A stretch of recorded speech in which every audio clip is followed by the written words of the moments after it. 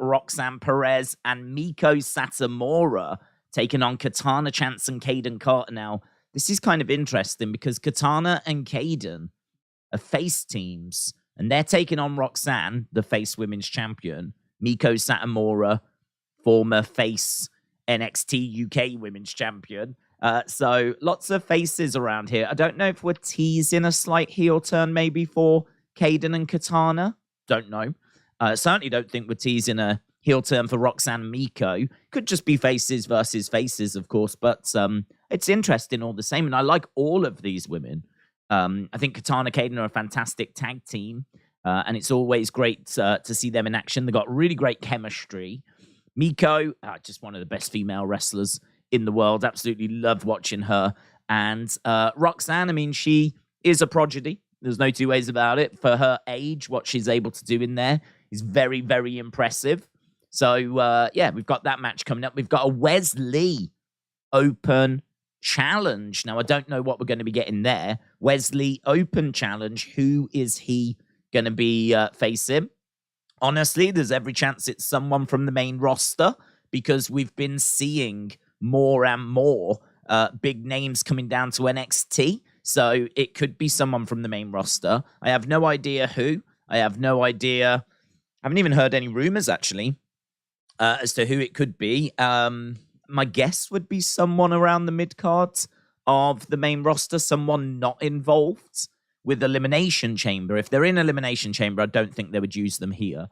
But if they're not going to be at Elimination Chamber, then why not, to be honest? Why not bring someone down and just spice up NXT with an open challenge? So we could get to that. We could have some fun trying to figure out who that is, unless you've heard, and then we definitely won't play that game because I'd rather it be a surprise. And then we get Tyler Bate against Grayson Waller. I think that's a great match, you know. I'm really into that match. Tyler Bate against Grayson Waller. I mean, everyone knows that I really love Tyler Bate. Fantastic wrestler again. Still quite young. He's been around for a hot minute, though, you know. Burst on the scene in 2017. We're a good 5-6 years down the road now since we first saw him winning that United Kingdom Championship tournament. It's been a bit of a mixed bag for him. I mean, he's definitely tasted success, but we haven't really got knocking on the door of the main roster yet. But it doesn't feel like it's a million miles away for him now. It sort of feels like he's in NXT. He's an NXT superstar. He is out on his own. Pete Dunne has already gone up. So we've seen people that have come from NXT UK go to the main roster. Piper Niven, for example, is another one that has gone to the main roster from NXT UK. So we've seen, and Gunther. So we've seen it happen. He's in NXT. I feel like he can do it, but he's got some big names around that he's going to have to deal with first in NXT, and one of those is Grayson Waller. So Tyler Bate against Grayson Waller, Wes Lee Open challenge, Roxanne Perez and Meiko Satomura against Katana, Chance, and Kayden Carter. I said this the other week. I have been going back and watching some of the older NXT shows, and that has really helped my enjoyment of the show because, I mean, obviously I went through a period probably about 12 months ago now where I just really was struggling with NXT. I mean, NXT 2.0, I thought was a real step backwards. I think that a lot of the names we're seeing now were obviously around at the start of NXT 2.0, but they hadn't established themselves. And there wasn't really, for me, for my taste, there wasn't really much to kind of hang your hat on. I didn't think the show was that great. And so, you know, we stepped away for a bit. Now that talent has kind of come through. It's a bit more seasoned. I sort of feel like it's probably at a level now where it would in the past have joined NXT, because when it was black and golds, you got a lot of indie talent coming in that had already learnt the ropes on the indie scene. And so they came in and they were like coming in, hitting the ground running, you know, like Kevin Owens came in and of course hit the ground running. Sami Zayn came in, hit the ground running. Finn Balor came in, hit the ground running. Asuka came in, hit the ground running. You get my point. Whereas the way that we did it about a year or so ago is obviously we just got a load of athletes and then trained them. So we didn't quite hit the ground running. So I did struggle. I kind of missed out on a few things as well. And so I've just kind of gone back, watched some of those shows, got myself like back to where we are now. The interesting thing as well is when you go back and watch people and then watch them now, you can really see that development. And we're in such a better place now. We're in a really good place now. I think NXT, it's a show that I genuinely do look forward to. And that's really good. I mean, that's awesome. It's also a show I'm a bit concerned about because we can always do something a bit wacky. Shawn Michaels is always quite happy to go down the wacky road. So it's certainly not a perfect show. But, I mean, I don't know that we'll ever find a perfect show. But, I like it. I really enjoy our Tuesdays. And as we said, we could be in for a surprise with Wes Lee's Open Challenge tonight. David said, what NXT superstar do you think should go to the main roster? Well, I mean, there's a few, to be honest, that you can look at. I think there's Creed Brothers, I think, could go up. I think Pretty Deadly could go up. I think they're fine in the ring. We've seen some great tag matches, actually. The NXT tag division is very exciting. So I think they could go up. I think that you could be looking at Grayson Waller. I can't see a reason why Grayson Waller can't go up. Very flamboyant, fantastic on the microphone, capable of good matches as well. What I would say about NXT is I'm not, and it could just be me. I am not finding the 5-star matches. I'm not finding the even 4.5-star matches. I'm finding a lot of 3.75, 4-star for like top ends. I'm not finding the 5s. I'm not seeing the Gunthers. I'm not seeing the Johnny Garganos. I'm not seeing that level. Like, it feels like, I don't know. It's difficult. I can't find that person at the moment. That's not a knock, because to have a 5-star match, you know, there's only been 30 in WWE's history, something like that. So, you know, to say that, there's no one there doing 5-star matches. I mean, if that's your biggest criticism, do you know what I mean? We're laughing all the way to the bank here. So, yeah, that would be my only thing I would say is if someone was new to NXT and they're like, you know, who's the person that's putting on the absolute bangers? I'd be like, I don't know. I mean, like, I don't know. There's some good wrestlers. I mean, like, you can't go wrong with Carmelo Hayes. He's pretty fun. And Grayson's okay, like, in the ring as well. So, I mean, like, yeah, that would be one of the only things at the moment. I'd be like, we need that person to show themselves. But doesn't matter. But I still think Grayson's ready. I still think the Creeds are ready. I still think Pretty Deadly could go up. I know they've only been in NXT for a hot minute, but the thing with the main roster is it's not so much about the in-ring 5-star stuff. It's more about your personality and your look. And I mean, like, when you look at Grayson and you look at Pretty Deadly, they just absolutely fit on Raw already. And it's not like they're tripping over themselves as they're making their way to the ring. It's not like when they get on the microphone, you suddenly fall asleep. They can talk. They've got a gimmick. They've got a look. They can go in the ring. With the right story, they could be capable of a 5-star match. You know, put them in with Gunther. They might deliver a 5-star match. So, you know, those just be a few names off the top of my head.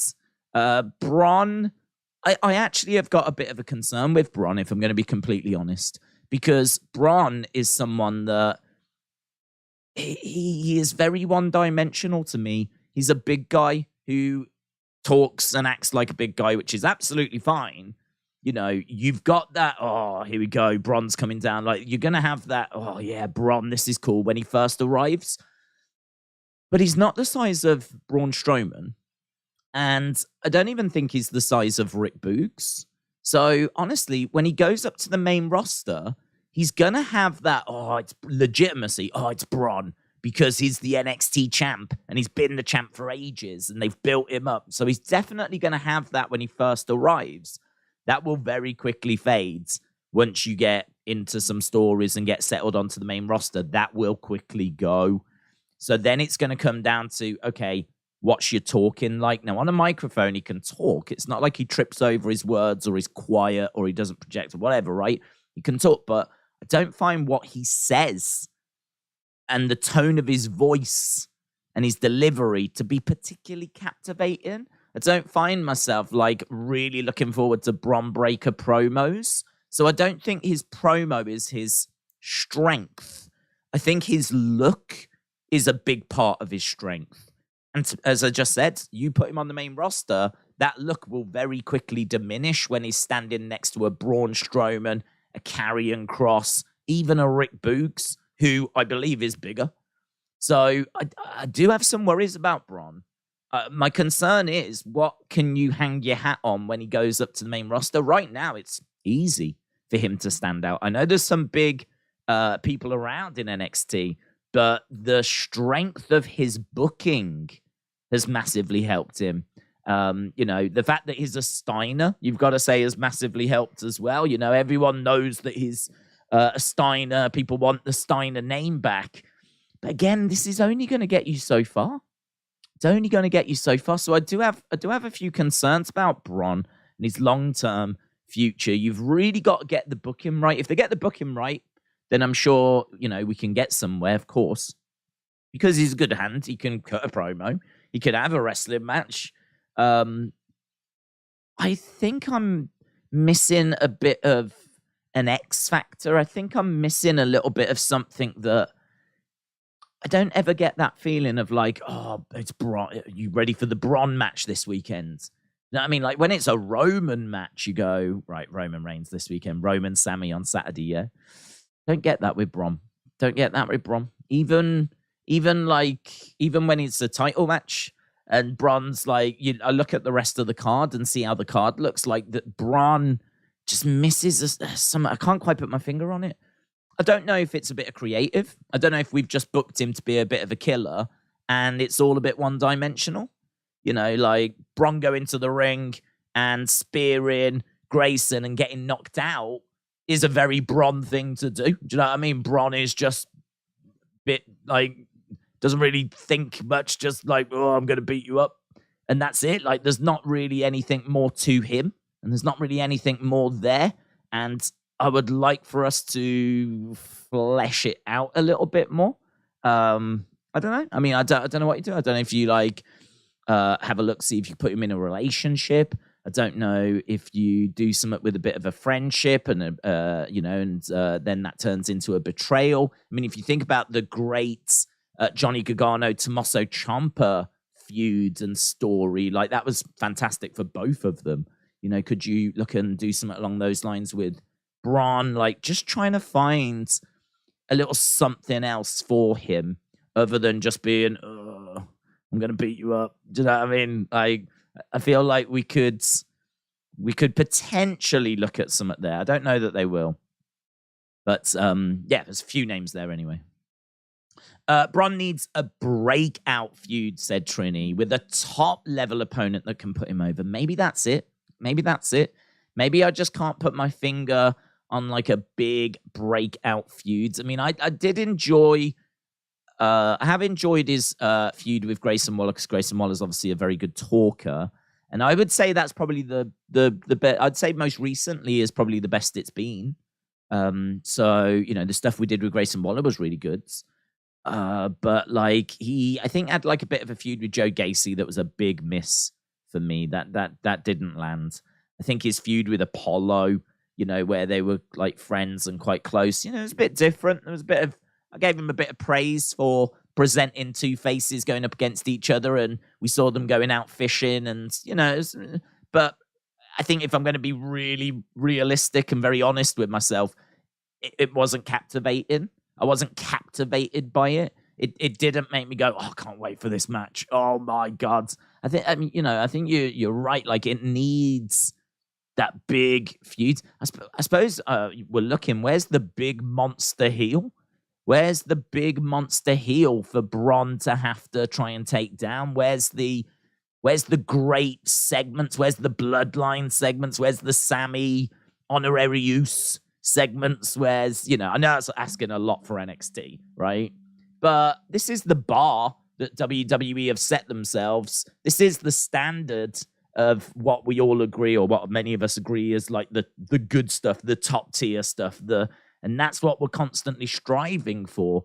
And honestly, I just don't know that I can sit here and tell you that Bron has had many of those, if any of those. I don't know that I can, everything Bron has done in NXT, where are those big, great killer segments? Where are those great killer matches?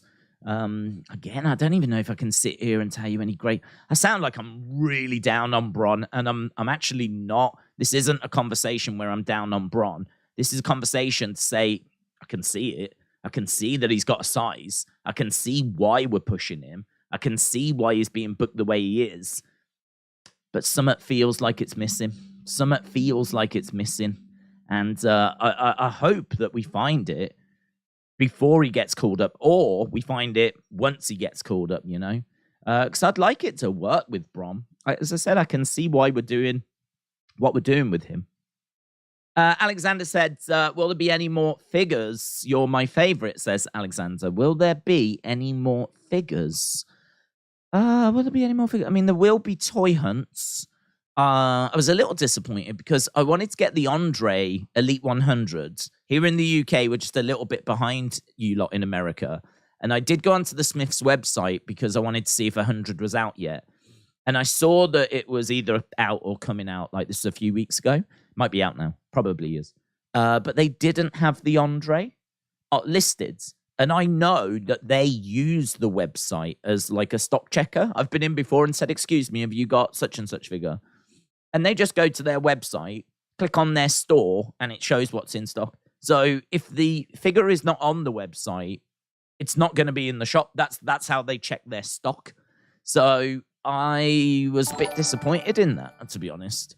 And honestly, that's my last interaction with figures. I do need to do a toy hunt. We will do toy hunts. Toy hunts are still a part of the channel. But like sitting down doing like specific figure videos, I can't say that's a focus at the moment. I mean, rightfully or wrongfully, probably wrongfully, I did loads about 3 years ago. Loads. I mean, honestly, 100 plus, where we did like the best figures, the worst figures, the scariest figures, the tallest figures, the shortest figures, all this kind of stuff. I could definitely look to go back and like update those. I would imagine largely they're still going to be correct. Obviously, there's going to be a lot of figures that came out in the past 3 years. But to be honest, that's a massive bit of work to look at those figures, see what needs updating, all that kind of stuff. That I can't say that's on the agenda at the moment. But toy hunts, absolutely. Daze would fire Bron, said Reese. Thea Hale needs to be called up, said Dragon Slayer. Daze, is Bray bigger than Bron? What do you mean size-wise? Do you know what? Bray was huge, actually, at the Rumble. I was so impressed with his physique and just the girth of the man, like the sheer size of the man. I was really impressed. I know that a lot of people were down on that match. I know I've just seemingly been quite down on Bron, and that wasn't my intention. I will pick it up now by praising Bray and saying that I actually thought there was a lot about the pitch black match that I took away from it. I didn't like or need the stuff after, the stuff with Uncle Howdy. I just thought, for me, it lowered the tone. It looked silly. It didn't land. If anyone's had like big criticisms, there's a lot that have been about Howdy missing LA Knight. But to be honest, even if he'd have hit LA Knight, I still think it would have looked rubbish. So I didn't need any of that. But in ring, I thought visually the pitch black match looked really impressive. Didn't know what to expect, of course, because they hadn't released any details. So when we finally saw what a pitch black match was, I actually really liked it. I thought it was really good. So I was into the visuals, but I was into the visuals, but I understand people were disappointed with the actual action and that it was very short. I think that Bray is a bit limited at the moment in regards to maybe his mobility. He's still got that knee brace on. I think that he has been doing house shows to try and get back into a bit of a rhythm and shake off the ring rust. He should be, capable of a longer match than that. But to be honest, I don't know. I don't know if it needed it. LA Knight was there really for Bray to just show off that, he's well above that level. And don't forget, LA Knight has done pretty much nothing in WWE on the main roster. Came up as Max Dupree. He is just very much starting out. You can ignore the Max Dupree stuff. Then I can't even remember what he did once he first turned to LA Knight. I seem to remember him having a quick little feud with maybe Ricochet or someone. I mean, it was really short.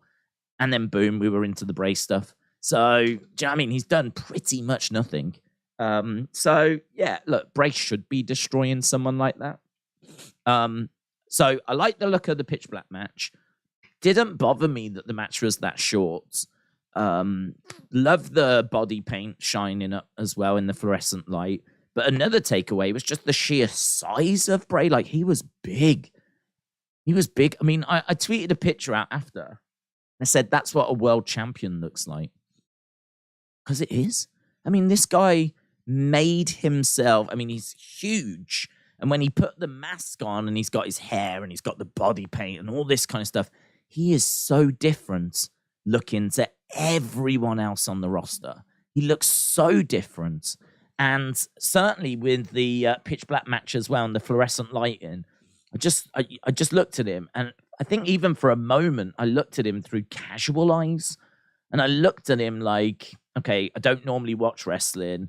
And I look at this guy right here. Like, this guy, I would tune back in to see what that guy was going to do next. If I was a casual, I would have watched that match, and I would have thought to myself afterwards, I want to see what this guy does next. I want to see where this guy goes. Like, he grabs your attention. He looked awesome. He had a big size to him. He looked literally like a monster. He'd made himself like a monster in there. And yeah. I mean, like, proper grabbed my attention. He had my attention anyway. But I mean, even if I was new to wrestling, I would have wanted to have seen what he was going to go off and do. So I really wasn't that down on the pitch black match. And I thought Bray looked great. I think standing them side by side, my guess would be height-wise probably fairly similar, would be my guess. Maybe Bron would just have the edge, and I would imagine Bron would look a bit more toned. But I think size, girth, just mass, I think it would definitely be with Bray. It would definitely be with Bray. Bonkers says R.I.P. Jerry Jarrett. Edward said, apparently the Asuka character is played by identical twins. WWE have confirmed it. Google it, says Edwards. Do you think bigger superstars to everyone, The Miz, LA Knight, just question? Do you think bigger superstars to everyone, The Miz, LA Knight, just question? I don't know what that means. What does that mean? Do you think bigger superstar to everyone, The Miz, all LA Knight, just questions? I don't know what that means, but do you own Bray's new mask? I don't own Bray's new mask. No, I don't. Melanie, shout out to you. I hope you are well. I'm good, thank you. I'm doing good. I'm, as I said, quite excited for NXT tonight. Coming off the back of a great Raw. Did a couple of videos after, actually, and yeah, we haven't even spoke about that. I'm talking about Bray, that hidden message. So I'm a bit confused about this. I have no idea about it. I've never seen it. Don't know anything about it. Don't know anything about it. Literally had Bray Wyatt fan send me a picture of it saying that it was in a WWE shop advert, and did a video on it. It's on the second channel. And it would have gone on the first channel, but I'd literally just uploaded the video about Sami Zayn. We had a great conversation last night at the end of the Raw stream, all about Sami and Kevin and all of that stuff, and Roman and Cody and all that kind of stuff. And so we'd been talking about all of that. And it was in my head. We'd just been talking about it. There'd been some really fun points made. I wanted to, if you watch the stream, I wanted to do a video about the interview anyway. I tried to do it at the time, got hit with some colored boxes, right? It happens, which should be fixed now. And so I just went in and did that video straight away. It's a really great video. I love that video. We really touch on a lot of the stuff we spoke about, but just getting it into like a little 10-minute chunk, you know? So love that video. And then as soon as I finished that, I went onto Twitter and I saw this picture of a message saying he's coming for you. And it's apparently hidden in a WWE shop advert. Now, I've had a few people saying that they've seen it before. They've seen this before, and apparently it's been on a couple of adverts. Honestly, I've never seen it. No one's ever mentioned it. I don't know anything about it. I will be keeping an eye out tonight during the WWE shop advert just to see. I mean, it could be a really obvious thing. Because to be honest, when the WWE shop's advert's on, that feels like an advert to me. So as soon as that comes on, I don't feel like that's part of the show, if you know what I mean. So as soon as it's like Raw ends tonight on WWE show, like it's like, right, yeah, let's see what you lot are saying. I always jump to you guys. I never sit here watching the WWE shop advert. Why would I need to? So I'm always like talking with you guys instead. So, I mean, honestly, it could have been there every single time. And I wouldn't have said it. So it could be super obvious. It could be like a child sits there drawing it out for like 30 seconds. I wouldn't have a clue.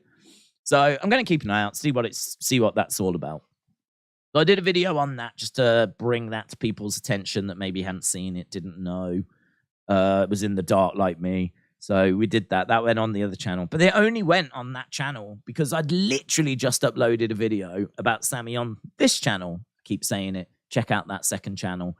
There's good stuff that goes over there. It's normally over there because of timing. And then we did the review for Raw as well. Got that done and put up. So, yeah, did some videos last night.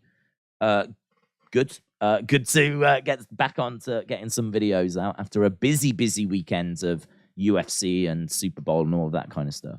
So, yeah, I mean, I did all of that. Felt really good. Had a good night's sleep. Woke up feeling really good right now. I'm excited for NXT. We're only about 15 minutes away. And should be good. Should be a good show. David says, what I mean, who is the bigger superstar? Miz, LA Knight. Better them two superstar. That what me, my bad. Who's the biggest superstar out of the Miz and LA Knight? Is that the question? Who's the biggest superstar out of the Miz and LA Knight? Well, right now it's the Miz, isn't it? I mean, Miz has been around since, I don't even know what year he came into WWE, but easily 10 plus years ago. In fact, well beyond that, because he was Daniel Bryan's mentor in NXT back in 2010. So, I mean, we're going into like 2009, 2008. We're going around that kind of ballpark. And so he's done that. He's main evented WrestleMania. He's been in how many segments, how many feuds, Intercontinental Championship title reigns, blah, blah, blah, blah, blah. Yeah. So, and LA Knight has literally just begun. As we just said, like, he is really before the Bray feud. I mean, I remember him having a match or two matches against Ricochet or something along those lines. And that's it. So, I mean, the Miz by a country mile is the biggest star. If you went around the WWE universe and showed people pictures, I'm fairly confident the people would know who the Miz are. Still not people, people haven't watched since, August, say, of last year. They stepped away for a little bit, missed, Bray coming back, missed the Rumble, all of that. Wouldn't even know who LA Knight is. So Miz is the biggest star by a country mile. Killer Shock said he made his debut in 2006. Made his debut in 2006. Did you watch any Champions League football? Tottenham are diabolical, says Dort Knight. They're just there to make up the numbers. Do you know, I didn't, but I did. I saw, did it end 1-0 Bayern Munich against PSG? It's a big result, that is. There's a lot of debate as to which way that was going to go because both teams are not having the best of times. So if Bayern Munich have won that, That's a big, big win for them. And I think it was in Paris as well. So it's got to be looking good for them going through. I always love it when PSG go out. It's going to be a real test for me, actually, just quickly talking about football, because my problem with PSG is that they've got all this money and they throw it around, and they've got a front line of Messi and Neymar and Mbappe. I mean, they are just an absolute dream team. And my problem is, like, money shouldn't buy trophies. And, I'm sitting here as a Man United fan. We splash so much cash, but I do feel that PSG are a different level. What we're having, certainly with that as their front line of Messi, Neymar, and Mbappe. But here's Man United on the verge of being sold maybe to the Qataris. And so it puts me in a bit of an ethical dilemma. I mean, it's one that I'm going to deal with very well. I won't give a flip because it's my team and I'm not going to care. That's how I'm going to deal with it. But my reasons for not liking PSG, I'm going to be very tested when it comes to my ethics. My ethics are going to be tested, and it's a test that I'm fully prepared to fail. The Miz is always awesome, says Killer Shock. I feel for Randy as he's got back issues, but it's nice to relate to him, says Killer Shock. I watched Coventry against Millwall, says David. How are you doing, says Padraig.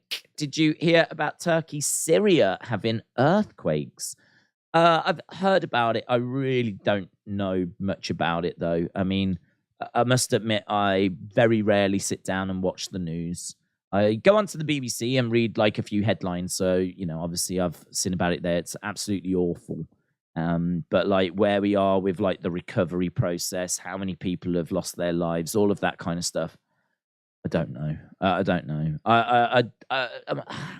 It sounds bad, but I sort of don't particularly try to avoid it, but I don't go out of my way to read it either, because like it's just all the time, just constant, just to really down, depressing news. Do you know what I mean? It's just like, have you heard about this bad thing that happened here? Have you heard about this bad thing that's happened here? Have you heard about this bad thing that's happened here? Like, I don't know, man. There's a lot of negative energy in it. I feel really sorry for those people, of course, and I hope that as many lives were saved as possible. And of course, I have seen the headline on the BBC and whatever, but I haven't clicked on it and like read the story and done all of that. So, and like sitting down and watching the news, it's not something it's not part of my schedule. I've done it a couple of times where I've like had something to eat around the same time, sat in the living room, and the news has been on. But other than that, as I say, I don't go out my way to hear about it. David said, I don't watch the news. I just get all my news from a newspaper. Just remembered Mrs. Robinson from the Torrie Wilson, David Flair, NWO angle. Never found out who she was, not JPEG. Shout out to you.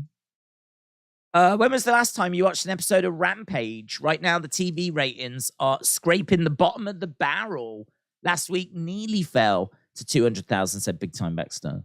Last time I watched Rampage, don't know. When did we last stream it? I have never watched an episode that we have not streamed. I mean, it is months and months and months and months and months. So, no idea. No idea. You would be able to tell me better than I could tell you. My guess would be September, something like that. I have no idea. I don't even look at the results. I mean, it just feels like a show I don't need to watch. The only thing I would say is I do find that I'm watching Dynamite, and I do find myself saying, when was this match made? Where did this come from? People are like, well, if you watch Rampage. So, I don't feel like I miss anything important. I feel like I miss maybe sometimes the setup for things that then play out on Dynamite. I find myself going, when was this happen? What's this? When did this match get made? So if I wanted to see like matches get made, or, the start of something like that, then I could see it being worth it. But other than that, I just don't think it is. I'm the same. It seems these days with the news, social media, and people in general just want to ram bad news down your throat, says Fortnite. Yeah. I mean, I don't know. You've got to report this stuff, haven't you? And like, this is nothing to do with the earthquakes, right? Let's make that clear, right? Because it's horrific. And I know there's been a big loss of life. And I feel for all those people. Of course, I do. If you've watched these streams, you'll know, like, why wouldn't I? Why wouldn't I? So it's nothing to do with that at all. It's just that news in general. It's just, I could, next Thursday, there will be some bad news on the news. Next Friday, there'll be some bad news on the. I don't know what it is yet, but it's going to be there. And you just like, just don't need it. I don't need it. I don't particularly need to know about it. I don't think. And it's just, spend my energy elsewhere, to be honest. Try to focus on the channels and creating videos and, reading about wrestling and all that kind of stuff. So I'm probably not very good when it comes to current events, but we did watch the Super Bowl and I did watch Rihanna's halftime show. So we could talk about that. Rampage is the equivalent of a reinvented version of Superstars, says Undercover Manager. Adam said it's Man United Barcelona tomorrow before AEW in Spain. I find Rampage hard to watch. I hate watching news, as you said, bad news. I feel when I watch the news, it feels very overwhelming and depressing. The way the news projects stuff feels like they want to institute fear. Yeah. Will you stream the Euro qualifiers? No. I don't believe so. I do love watching England's, but I need to focus, basically. I need to stop getting so distracted by all these sporting events around the world and really try and focus on dialing into the wrestling, So that's very much what I'm trying to do at the moment. I'm trying to dial into wrestling, because I think where we're going off and having other conversations and watching other sports and everything, obviously, we're not really serving the wrestling community, and that is the bread and butter of what we do. And so I have to make sure that I'm primarily catering to the wrestling community. So that's why, I think spending, again, talking about where do you spend your energy, where do you spend your time? I think spending energy anywhere other than wrestling is not the best idea at the moment. So obviously, people are like, what's that mean for the Olympics? What's that mean? Whoa, chill out. Right, chill out. Yeah. That's so far in the future. It's not even a focus right now. You know me. I don't even know what I'm doing on a week by week basis most of the time. So no, I don't have any plans to do Euro qualifiers. 6 minutes to go and we will be starting. Big Time Baxter said, I'm very curious to know when SmackDown is going to cool. Last 3-4 weeks has been 2-5, 2-3, 2-4. The Bloodline stuff has really taken off. Chill Dude said, we're being invaded by balloons. I have seen that, yeah. We've got a major balloon issue. Jim said, I was thinking you could attend a live show and do a live stream when you get back to the hotel after the show. Yeah, I don't know, to be honest, because I know, look, there's so many YouTube channels and there's so many people competing for views and all of that unless you're there immediately on it, it's difficult. It is difficult. And I think that shows with some of the videos we put up afterwards. If something happens on the show, I have to do the video during the stream. And I would hope that people understand that. And I think the numbers kind of speak for themselves. If something happens on the show and we do it there and then, drop it, boom, it's going to reach X amount of people. If we was to wait until after the show and do the exact same video, it is going to reach drastically less people. And I think you can see that with, say, the reviews. You can see that with maybe even the Sammy discussion. There was a great Sammy discussion we had on stream. Took that, boiled it down to 10 minutes, put in loads of great images that I got from the WWE website, And I mean, I think it's like a couple of thousand views, which, you know, I mean, look, a couple of thousand views is a couple of thousand views, but had we have put the video up like literally as that promo had ended, I feel pretty good it would have done better than that. So, you know, it's you know, sometimes it's timings, and I think to go to a show and then try and do stuff afterwards, I just don't think that's gonna. I just don't think it's gonna work. To be honest, I don't think it's gonna work. I think there's too much competition at that point. And even though we've got a great community and there's you know, people that will always come and, you know, share their thoughts and enjoy the content, whatever. It's if you want to reach like non-community members, if you want to reach like the wider audience, then I think you have to do it at the time. So, you know, that, you know, these kind of decisions is very much, you know, a large part of what YouTube is. A lot of people think YouTube is just making videos, putting them up, but what videos and when to put them up is as big a part of YouTube as anything else. Right. Did I save these pictures? I don't know. Let's put them there. We are 3 minutes away from the show beginning. If you are just joining us, we've got Roxanne, Perez, and Meiko Satomura taking on Katana Chance and Kayden Carter. We've got a Wes Lee Open challenge. We've got Tyler Bate against Grayson Waller.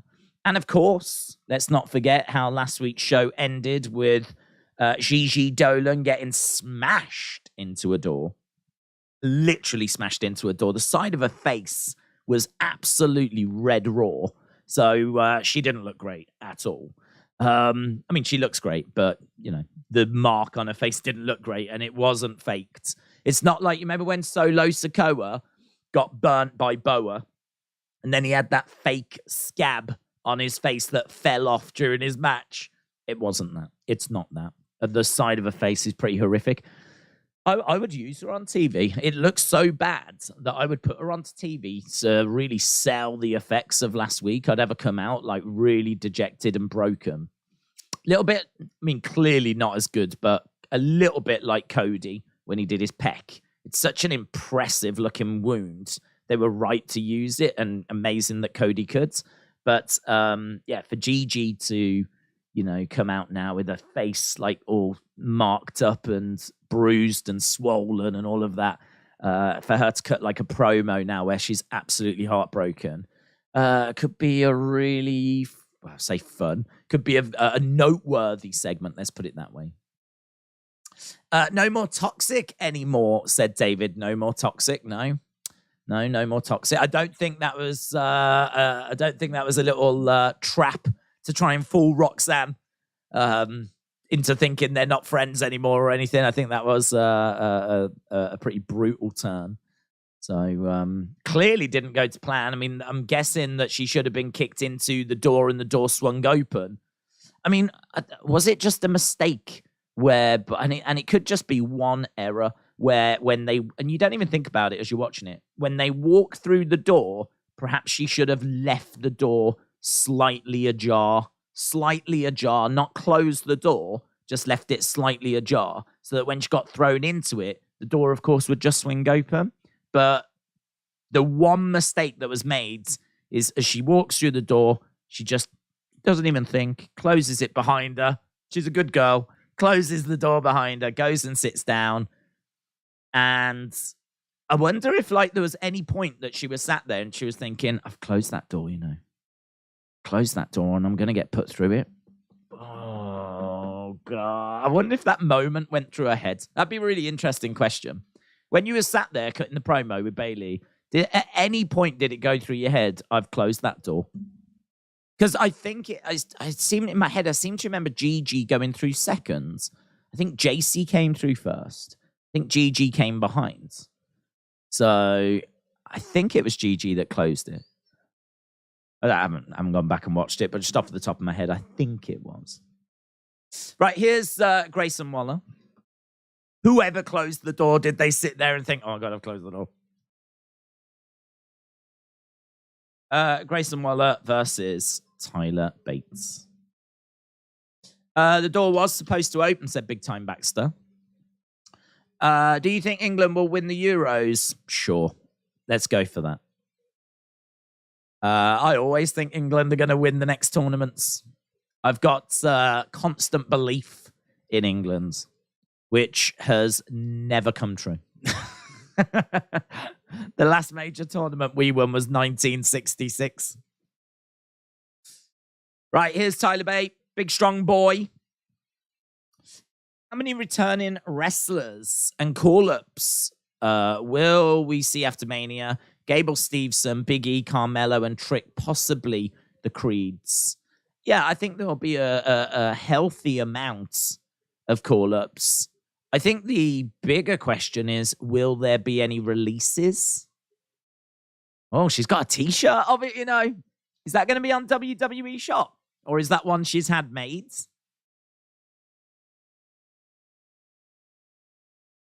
Tyler Bate. Sounds like porn music. Why does Tyler Bates' entrance music sound like porn music? What's that about? I've never noticed. What happened to his old music?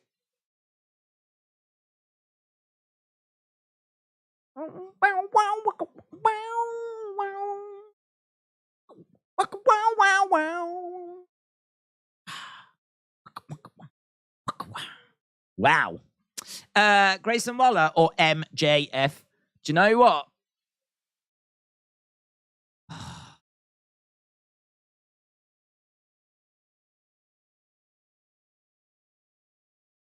I don't know how to answer that. I don't know how to answer it, because if you were starting a company, you'd want MJF. The reason being because he trends, catches people's attention. All the big conversations are about him. But I think Waller's just as good a talker. I think he's just as good a talker. I think the big difference for me is one's in AEW without seemingly limitations, and the other one is in WWE with limitations and is catering to a PG product, you know, a company that, you know, there's no bloods in WWE. And if there is bloods, if they put pictures on the website, they put them in black and white. I don't know if you've ever looked at photos on the WWE website, but if ever there was blood in a match, they take the color out, and the pictures, they make them black and white. Like, that's how PG this company is. They don't even want to show you pictures of blood. So, you know, for Grayson Waller to be operating it within those parameters, I think he's brilliant at what he does. I think he is a natural heel. He's got a great size. He's got the size over MJF. I think he ticks the box with the look over MJF. MJF has done fantastically well, considering that he's a bit on the smaller sides. And, you know, I mean, I ain't going to be disrespectful. I don't think he's the most attractive guy in the world, right? That's not a disrespect thing. I'm just saying, like, from a look point of view, like, I don't know what you would give him. I think the Burberry really helps. That gives him something to hang his hat on. That's an identity for him. And obviously that's a part of his look. So the Burberry thing helps. But I think if you was to put Grayson Waller next to MJF, I think Grayson Waller's got the better look. Doesn't have the Burberry thing, though. And, you know, that might sway it for a few people.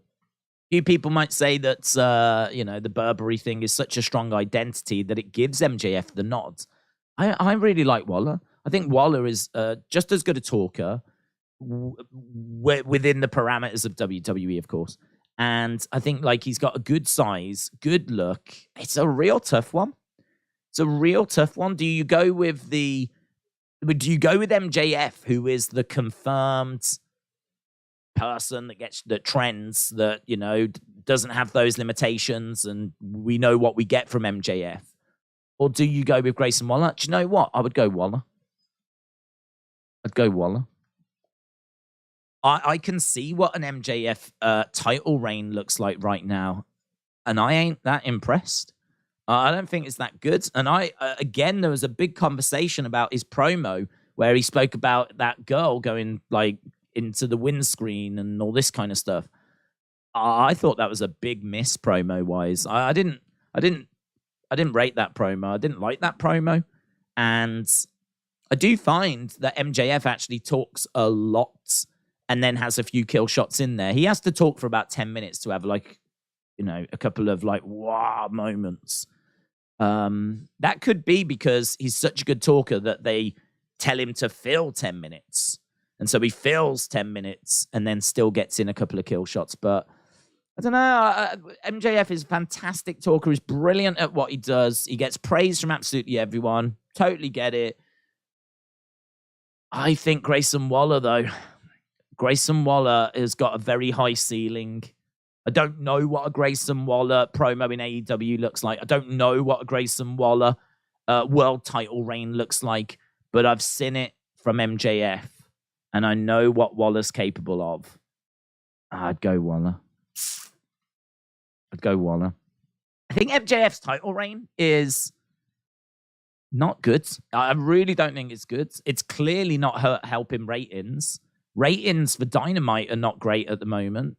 MJF is the champion. This was meant to be the big momentum builder for them, you know. Things at the end of last year were stalling, and we said they needed a reset.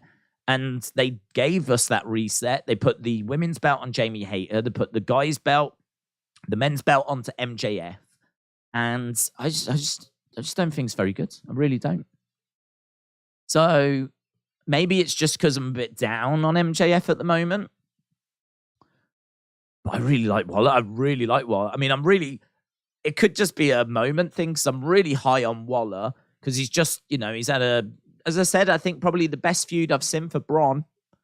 And Grayson Waller can talk. And he looks great.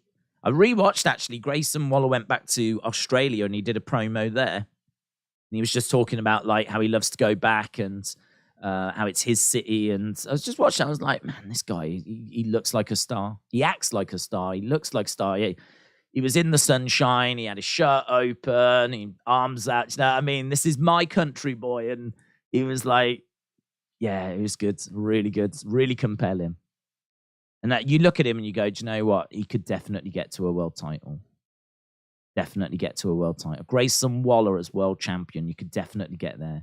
Then imagine someone coming out and like trying to cut a promo on him and him just shooting them down. Because he could. I mean, I think he can.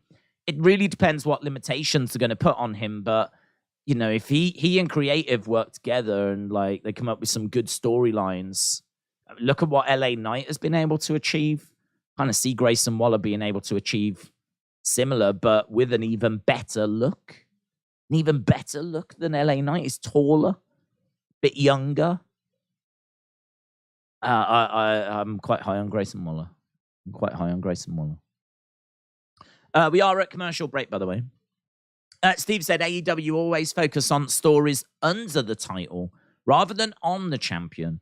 I don't think any AEW champion has stood out, not even Kenny. Problem with AEW is they've got too many superstars.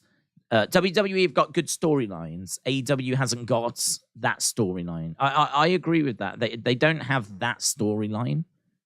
They don't have the bloodline story. They don't have the Bray story. They don't have it. They don't have a story that I'm interested in. There's nothing going on at the moment that I'm interested in AEW, to be brutally honest. Seriously, I can't name one thing. I don't care about, I mean, like, the Danielson MJF match is going to be fantastic. How we're getting there is of no interest to me. I mean, they're making Danielson have matches against loads of people and he's got to win them. And yeah, well, he's going to win them, isn't he? I mean, he's going to win them. I don't think there's any peril or anything there. I don't think anyone's thinking, oh, it's not going to happen. And so he's winning those. The match between Danielson and MJF will be great. I've no problems with that. I've got to say, though, I think they need to put the belt on Danielson. I think MJF's title reign, if you look at the numbers, look at the interest, it's just not there.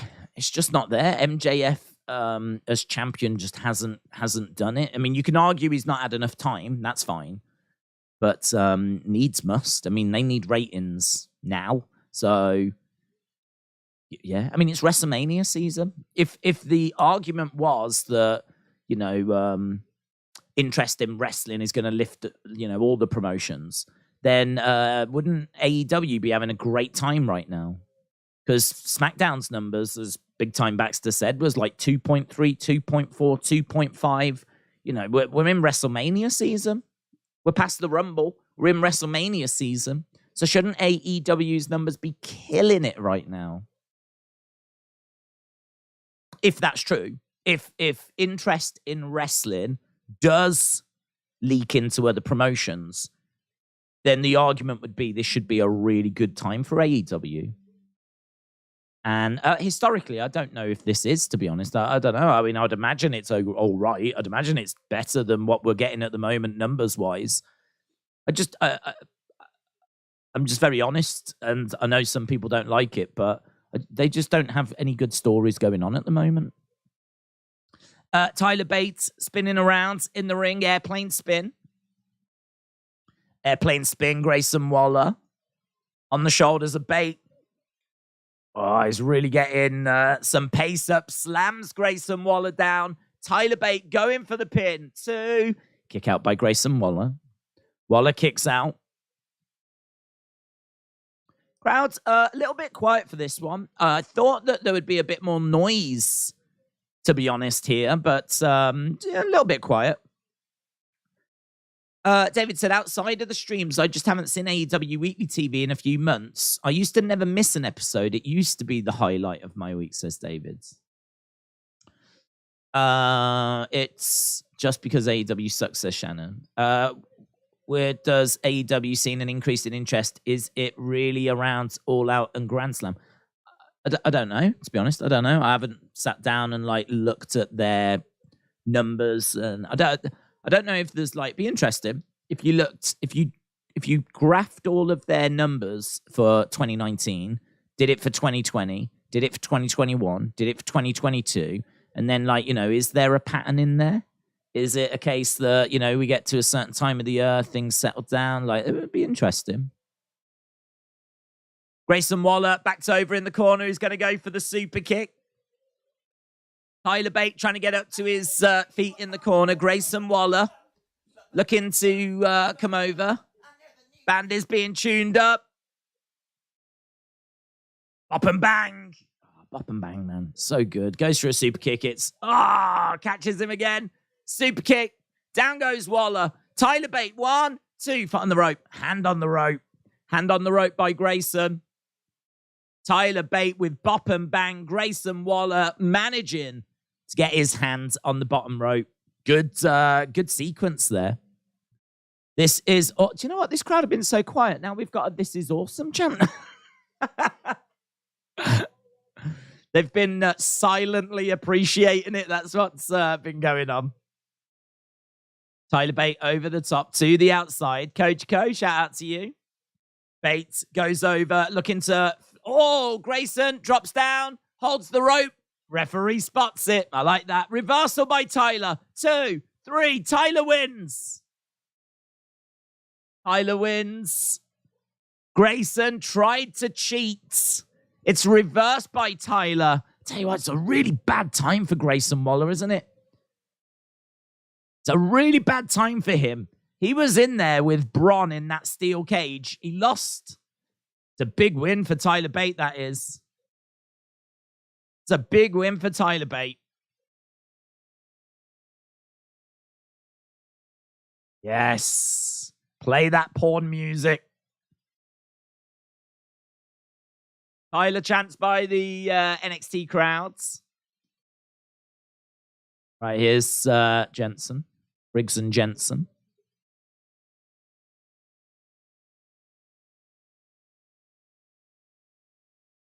He's never what? Yeah. I've never...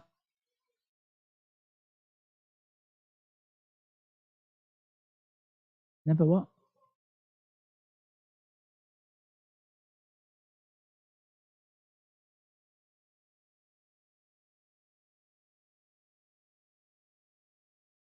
He's never what? Never slept with a girl. He's never been on a date. He's never been on a date.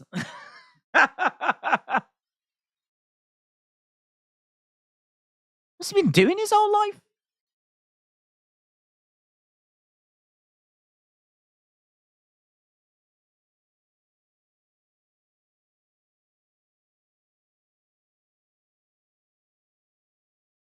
Simple. He's teaching him like how to go in for the first kiss. Oh, I want Fallon to walk in. He's gonna show him how to do it. Come on, Fallon. You've got to come in at this point. Go 10. That's 7. This is good. Yay!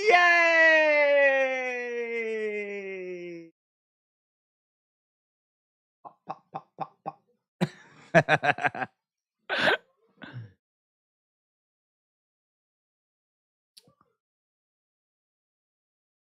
Go 10. Go. That's 7. Go 10. That's all right, you know.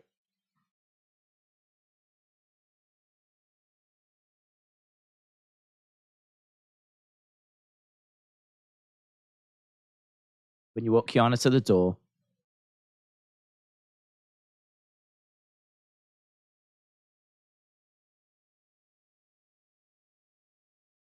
So they've given him some advice.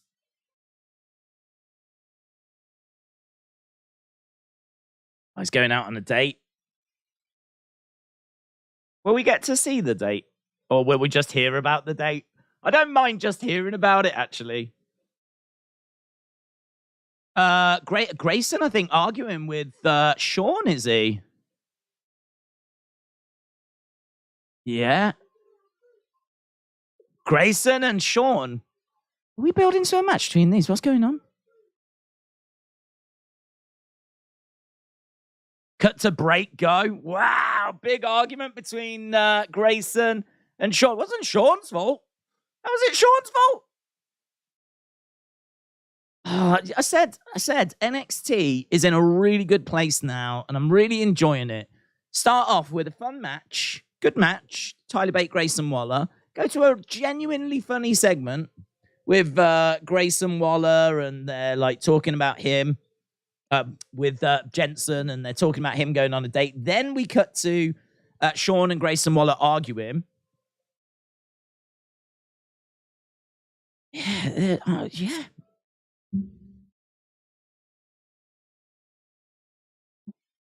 Coach Coat said, when Tupac was in jail, Jim Carrey would write him funny letters to cheer him up.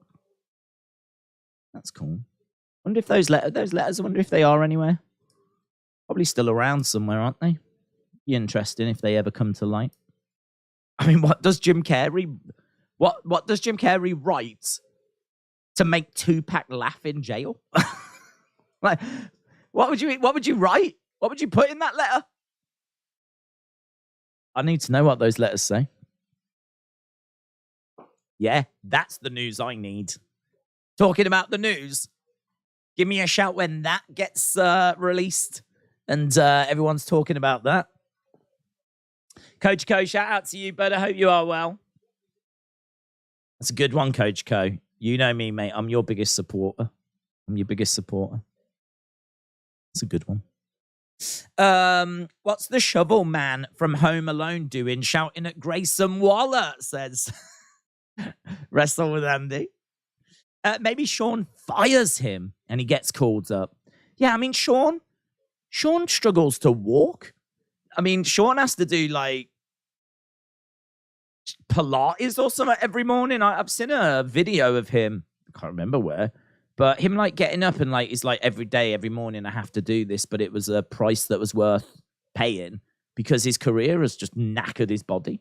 And he's like having to do, you know, the diving swan and the stretching dog and all this kind of stuff every morning, like stretch himself out. And he has to half an hour every morning. I mean, I don't know if that's normal. I've certainly never done it. But like, he has to do all this like DDP yoga or whatever. So, I don't know. I feel like Sean's being held together by Blue Tack and Hope, prayers and goodwill.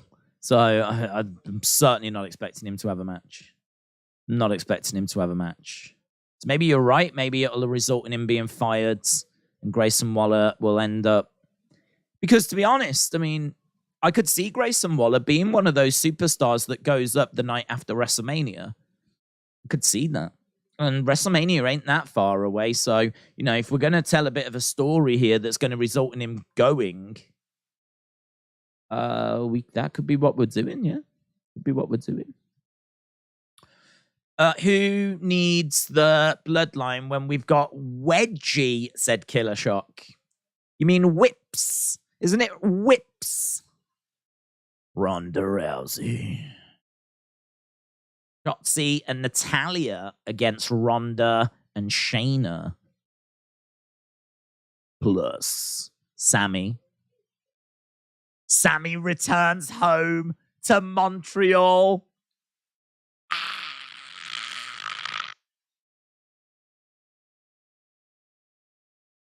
It's in Montreal on Friday. Oh my God. Sammy, Sammy, Sammy, Sammy, Sammy. Apollo, Apollo, Apollo. Dear Diary. Vengeance Day went bad.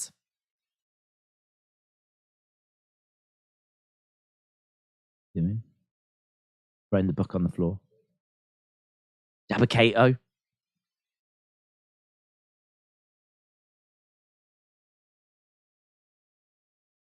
Yeah, I forgot he got attacked.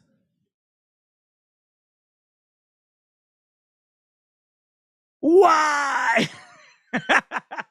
Why? Why, Dabba-Kato? Why?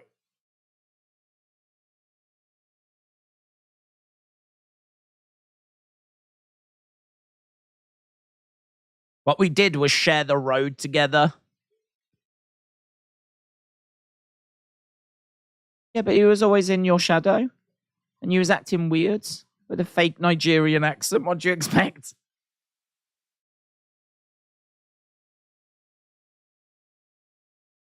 I'm focused on revenge, says Apollo. JC Jane. Right, JC Jane coming out. She's got her name in, like, metal on the graphics. She's doing a little dancey thing. She's pretty red hot after what happened last week.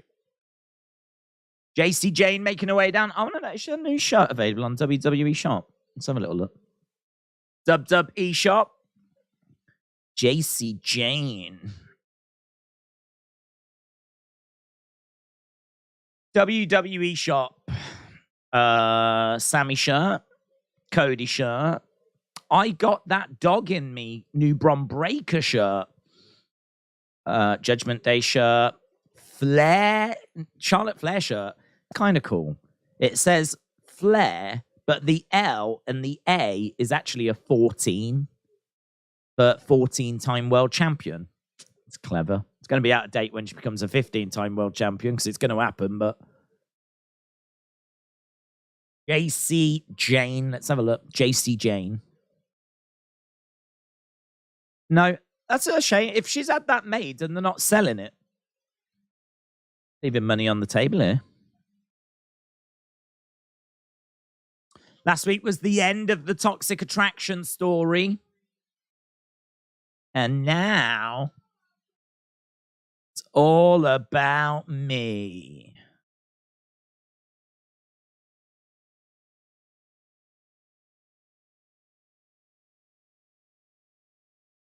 For the last 7 days, I've been the talk of NXT.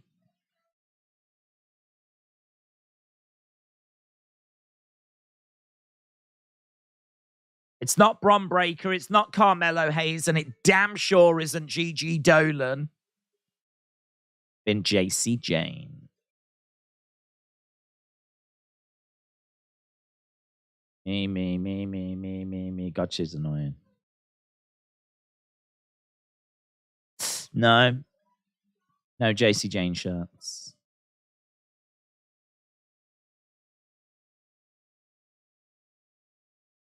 GG's better is the chant from the crowds.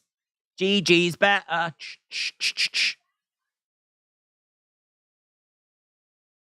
She watched it back 1,000 times. We've got to have Gigi come out, haven't we? Let's see it again. God, her voice. Never realized her voice is like, let's see it again.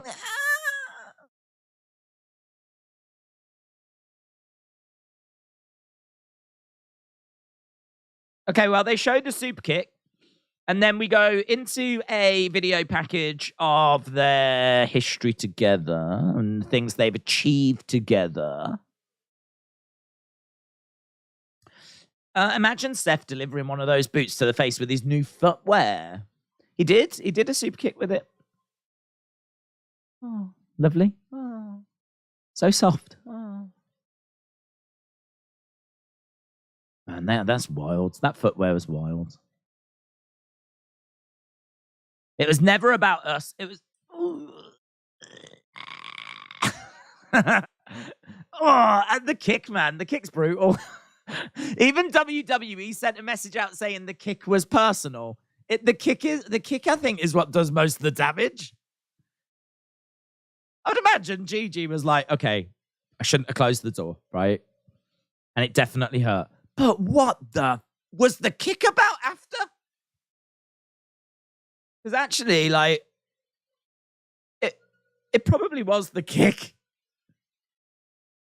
Oh, boo-boo.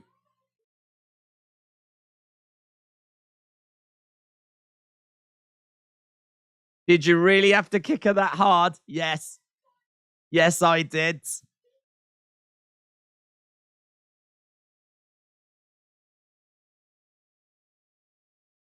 You want to sit here and act like Gigi was the victim?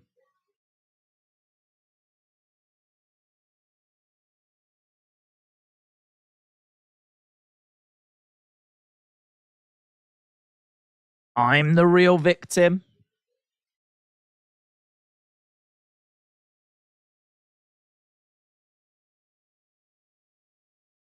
Your days of doing half the work and taking all the credit are over.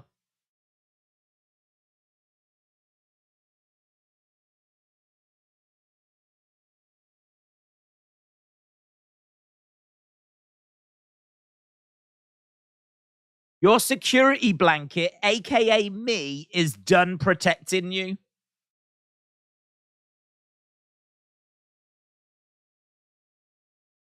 Okay, it's about Chucky.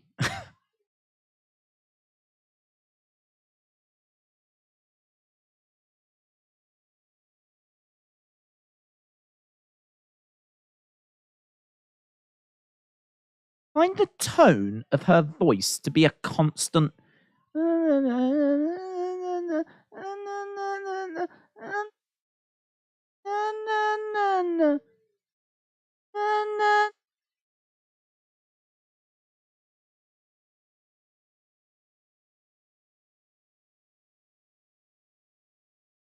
You saw me as the one that didn't belong in Toxic Attraction. Why is JC Jane even in this super group?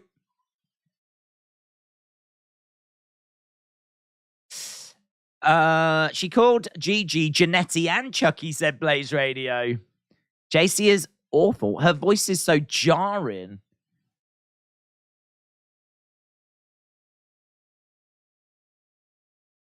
I gotta say, that's not a bad promo. And, you know, there are times that she slows down. You know, right at the end there, she's like, look who the last woman standing is. Like, so she slowed it down. The bulk of it, though, the bulk of it.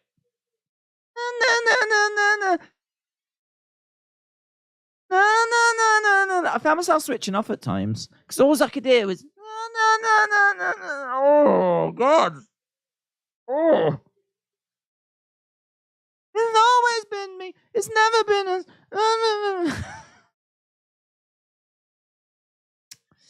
Perhaps she's better in short bursts. Oh, here's Thea Hale.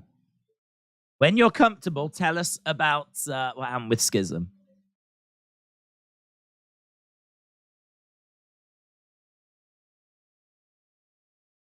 Let's not chase you.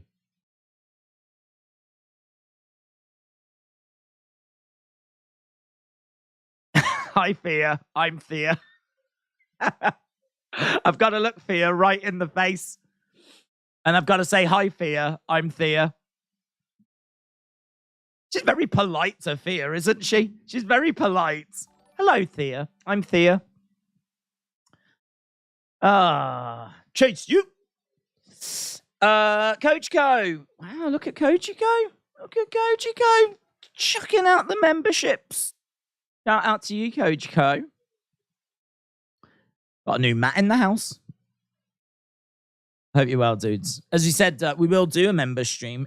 We did one on Thursday just gone, and we are going to do one a week on this Thursday. We're going to do one a week on Thursday. I'd like to try and get in the habit of doing them every couple of weeks, actually. I kind of feel like every couple of weeks, that's going to build up, hopefully, people's thoughts, theories, and, like, you know, maybe confidence to send in videos. We had a fair few last time. I think we had about 7. It's about that. But yeah, more the merrier.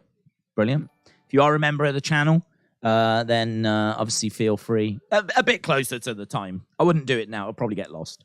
But a bit closer to the time. If you send in a video clip or an audio clip, then we'll do a member stream. We'll play it quickly, talk about after. In a positive way. I'm not looking to rip into anyone's opinions or anything. But just kind of bounce a few things around, see where we are. And it was good. I really enjoyed the last one. I enjoyed it so much. We ended up doing, I think, an extra like 15 minutes. Maybe it was even more than that, actually. It's good. Hi, Thea. I'm Thea. Hey, shoot. I wish you could have heard the live crowd during the Cody and Sammy segment yesterday. The seats were shaking, said Justin. Came across well. Crowd were fantastic, actually. Brooklyn crowd was fantastic. We had praise for the Brooklyn crowds. Came across really, really well. I don't hear anyone talking about Mandy Rose. I wonder how many simps out there have unsubscribed after getting to see what it was all about. Wonder how many simps unsubscribed after getting to see what it was all about. Oh, you mean her, like, OnlyFans? So how many subscribed, saw what she was putting out, and then unsubscribed? No idea. No idea. I saw that she put a picture out the other day. I mean, it was literally yesterday, I think, and got 20-odd thousand likes. So, I mean, she's still got a power, a name value at the moment, you know? I mean, that you would think is just going to... You would think it would drop the longer she's out of WWE, unless she goes to Impact or AEW to kind of boost her brand again. If she's just not going to do anything, I don't know. Are they saying that? I haven't looked, but I know that Billie Kay had, like, turned her attention to putting out, like, shots of her in lingerie and everything and whatever. And this might surprise you. I genuinely don't look at them. I don't really go on Instagram, but I suppose she did go to Impact, didn't she? And she did the Inspirations. That's what the Iconics became. So I suppose she might still be running off the fumes of that, but I've got to think you've got to get back into a wrestling company and boost your brand at some point, you know.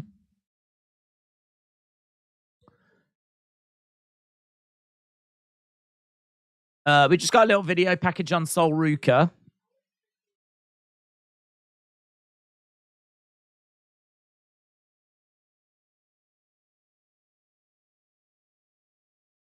I did gymnastics, skateboarding.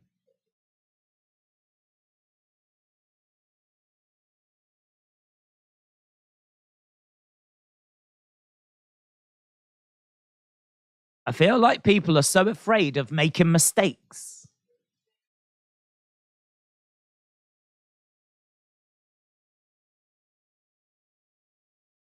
Soul Snatcher.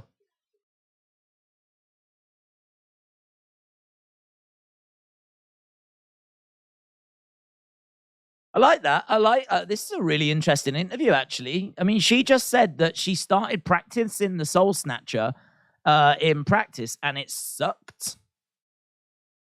And she said, you can ask Zoe Stark if it's any good now. That's interesting, isn't it? I like that. I like that a lot. Never hear that. Is this Tiffany Stratton? Tiffany Stratton making her way out. The following contest. Right, this should be a pretty straightforward win for Tiffany.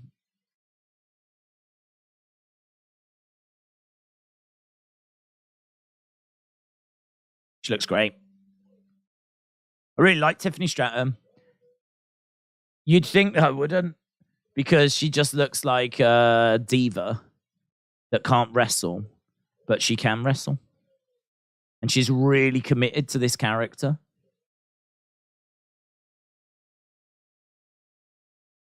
Right, here we go. Chase U. Thea Hale coming out. Are we going to see Schism? Schism kidnapped her. And she said she doesn't want to talk about it. Wrecking Slam and Stack Forklift includes a Brock Lesnar figure available at Target right now. Get your Slam and Stack. Thea Hale running around in a circle.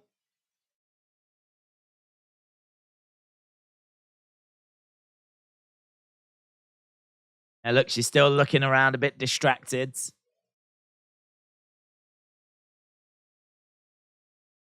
Jay, shoot. Jay, shoot.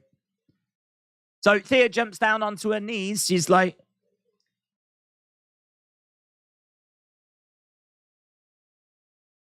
nervous.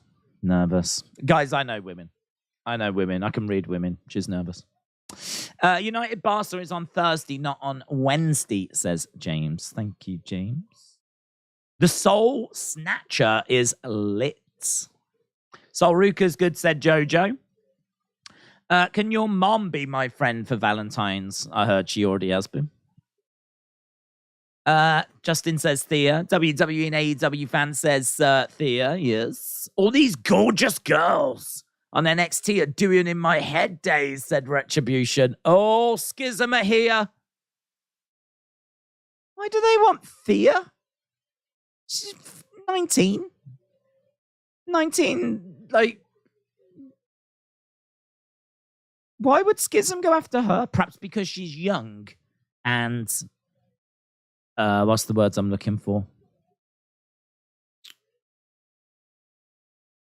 Where you can easily influence them. Susceptible. Not a bad word.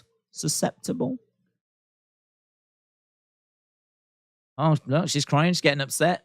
Oh, Gacy. They do look great in the yellow masks. Please go away. She gets hit and Thea Hale goes down. Oh, that broke my heart. Thea Hale on the edge of the ring going, please go away. Ah, my heart just broke. Leave her alone, Gacy. Right, guys, we're going to end the stream. I'm going to go over to America. We're going to F him up. I'm not standing for this. Tiffany gets thrown to the outside. Impressionable, yes.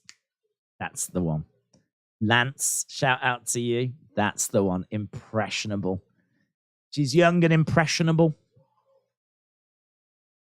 Tiffany with a, wow, kick out by Thea.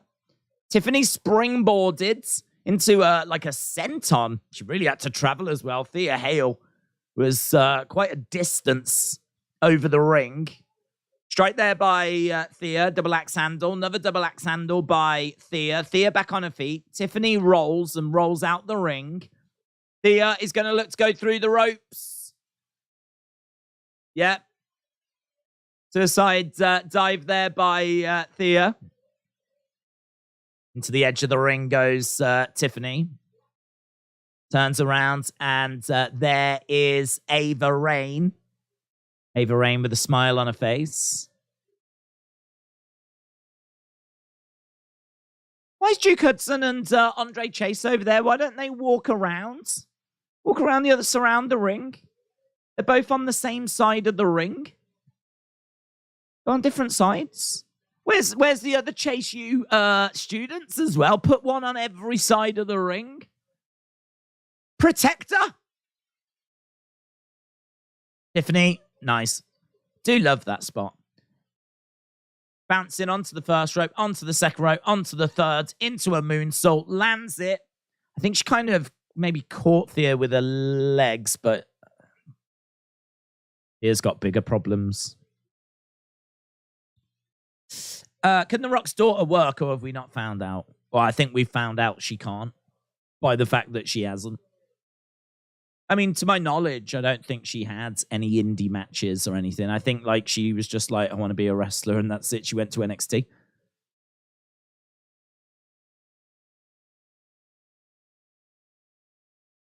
Right, we're backstage with Tatum Paxley and Ivy Nile. Here's Javier.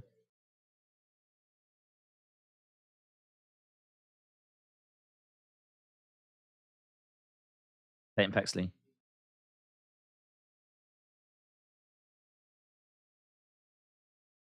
Javi.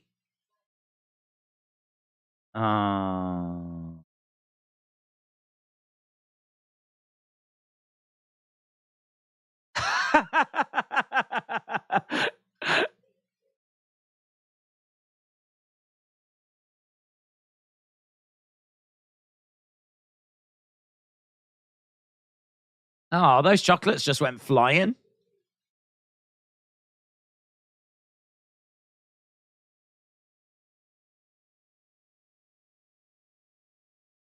Huh? Is she talking out the speaker?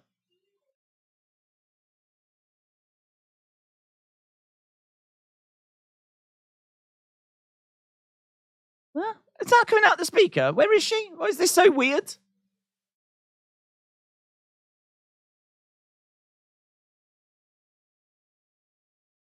I like that with Javier. That was better by Javier. His segments just have not been funny, but that was funny. He went up to Tatum and he was like, will you be my Javi time? And he tried to hit on Tatum Paxley. She was said, sorry, I'm taken. So then he was like, Ivy. And will you be my Javier time? I think she's married, Ivy Nile, you know. I think she's married. I don't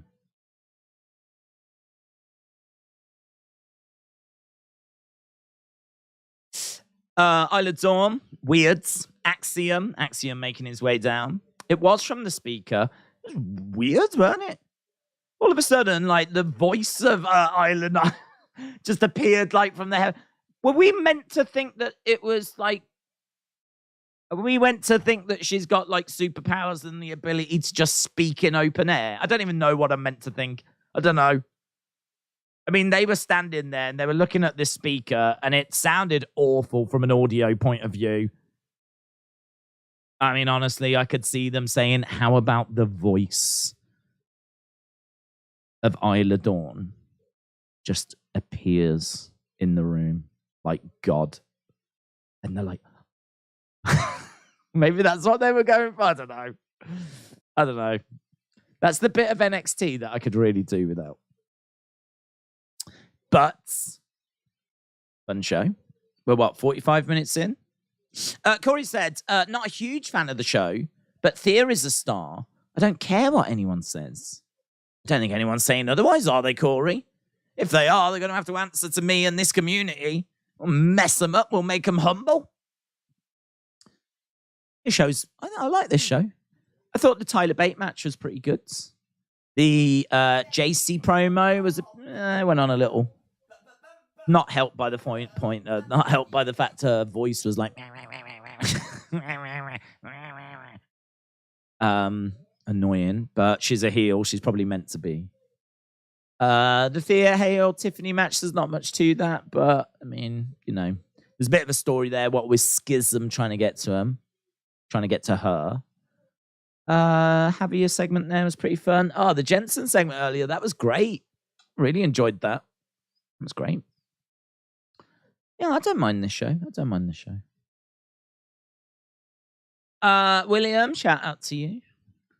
I find Thea's overacting to be jarring. Yeah, she does go OTT. I don't disagree. I think that's all right a lot of the time. I do think there's times where she could dial it down. I do agree. I think 90% of the time it's absolutely fine. Like when she's doing an intro or entrance, you want to be big in those moments. And when she's sometimes it seems like she can only do OTT acting and she can't do a bit more kind of natural, like nuanced kind of performances. It's just everything's got to be so big. But honestly, I mean, she's caught everyone's attention. She's still learning, of course, still improving. I'm sure that that will come with time. The more segments she's in, but yeah, she is very OTT. But I do love that about her. And as I said, I would say for 90% of the time it works. Did FTR sign with WWE? No. Well, we don't know, but I certainly don't care about that picture. I think that's the exact sort of post that we talk about all the time, about how if they were going to go back to WWE, they would just go back to WWE. They wouldn't put a post up with a slight contract in the corner. And if anyone thinks that that's a mistake, think again. They fully are aware of what they're doing. They know exactly what the conversation will be by putting that post out. They know the interest that people are going to have and whatever. If anything, to be honest, as soon as I saw that image, my first reaction, I'm sure many others as well, was, oh, they're staying with AEW. That was my first reaction. As soon as I saw that post. You tease one thing, there's a good chance you're only doing that to throw people off the scent so that you can then go and do the other. So, I don't know. Right, here's Damon Kemp. With AEW, I do feel the show having this stigma of if you're tuning in, you're going to have great matches. The problem they face is their matches are predictable. They're working the fans like they want you to. They're working the fans like they want you to. They're working the fans like they want you to. They're working the fans like they want to. I hate Thea, says Killer Shot. Right, Killer Shot, you're out the community. All opinions are welcome here. I don't care what anyone thinks, but there is no room for that. There is no room for that. Coach Co said sleeping naked can help boost self-esteem.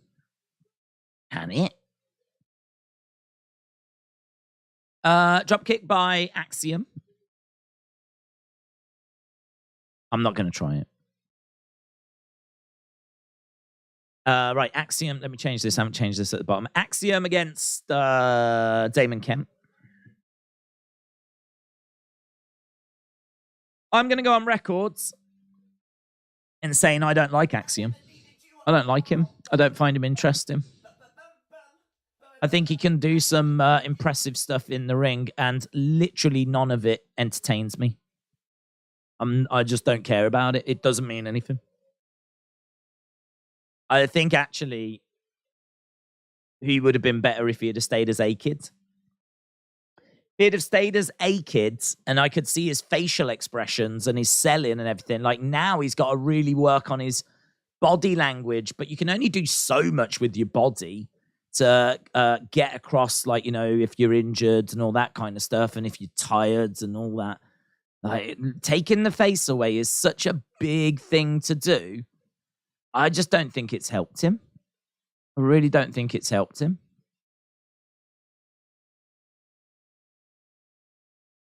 Coach Co, shout out to you. I read that one. Corey, shout out to you, buds. Couldn't FTR just be using this as a bargaining chip?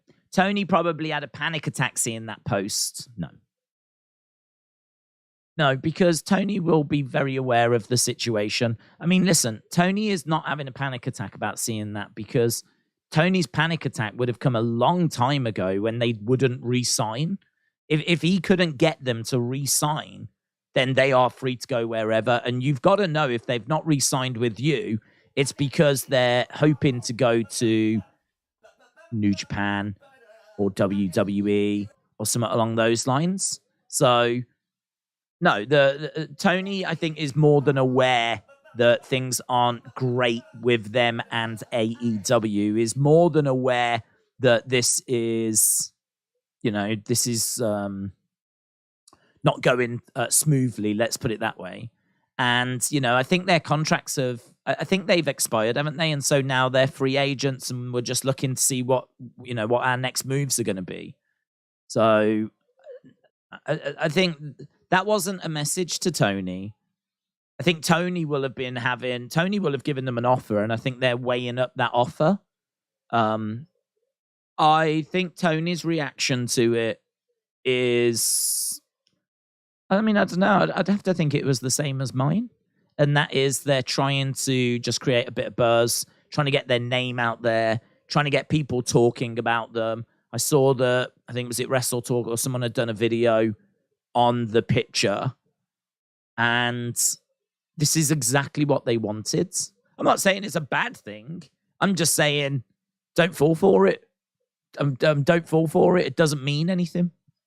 If you think that proves that they're going back to WWE, I feel quite comfortable in saying you're wrong. I feel quite comfortable in that. Because if they were going back to WWE, they would not leak it out that way. And again, if you think that, well, they just took a picture of a new, thing, and they accidentally showed, come on. You're telling me that they uploaded that picture and they didn't notice it? You're telling me it just happened to be there, like, in the corner, just the corner of it as well. Not all of the WWE logo, not none of the WWE logo, just enough of the WWE logo so that you can tell what it is, but it doesn't show what it is. Like, it's just perfect. That it's just the right amount of, like, come on. I find myself, like, with that reaction when I look online, so I'm like, come on, you're not falling for this. That's how I feel about it. That's why I didn't do a video on it. But honestly, I saw Wrestle Talk or whoever do a video on it. So then afterwards, I was like, maybe I should do a video and just say what I'm saying now. Come on, you're not falling for this. They're trying to get you to talk about trying to trend. They're trying to get back into the conversation. I'm not saying it as a negative. I'm not, like, really down on it or anything, but it surprises me that there are people out there that are running around now going, have you seen? They're going back to WWE. You've seen yet? You saw the picture? Come on. Maybe these people are new to wrestling. I don't know. We've just been down this road. Many of us have been down this road so many times. The Rock's going to be at the Royal Rumble because the lightning in the background of the poster going to be at the Rumble. Ronda's going to be in the Rumble because she's on the poster. So Ronda's coming back. They wouldn't have her on the poster otherwise. She's going to be in the Rumble. Come on. Why do we have to have these conversations all the time? Again and again and again. I mean, what I will say is the world's a big place. And there's probably a lot of people that don't watch this channel. There's probably a lot of people that don't know about these conversations or this channel even exists. The world we live in now is just so You have to think there's thousands of people all battling for your attention, myself included. I'm pretty rubbish at it. I mean, I don't even put any tweets out now to say we're going to go live with these streams. I probably should. Guys, don't forget, in an hour's time, we're going to be live with NXT, yeah? We just rock up, we do the streams. But there's thousands of people competing for your attention. And, you know, little things, little stories can get blown out of proportion. Little, like, you know, nothing, literally nothing. There's nothing there. If FTR are free agents right now, and I genuinely, I don't know if they are, I think they are, then, you know, WWE will have been interested and sent a contract through and said, look, we're interested in having you. Triple H would be interested in FTR, right? I don't think that's news to anyone. But this picture is potentially an image of a WWE offer that's been sent through. You can't even see what it says. It might not even be a current offer. They might have just gone into their flipping archives, pulled out some old paperwork that's got a WWE logo on it. Might not even be anything relevant or new. But it's just designed to get people talking about them. And that's the world we live in. Everyone's doing that. All the superstars are doing that. Do you remember Eva Marie? Eva Marie, do you remember we went through that? Eva Marie threw a Lily doll in a bin, and I had to sit here and have people telling me that Eva Marie was about to return to WWE and she was about to join up with Bray, right? These have a real effect on my life because I have to sit here and listen to it. Justice for me. That's what this is. Justice for me and my sanity.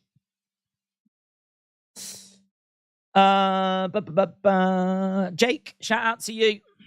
Hope you're well. Where are we? We're almost halfway through this show, you know. Oh, Sean kicking me out of the building. This is hilarious. HBK has no idea how to treat an actual superstar.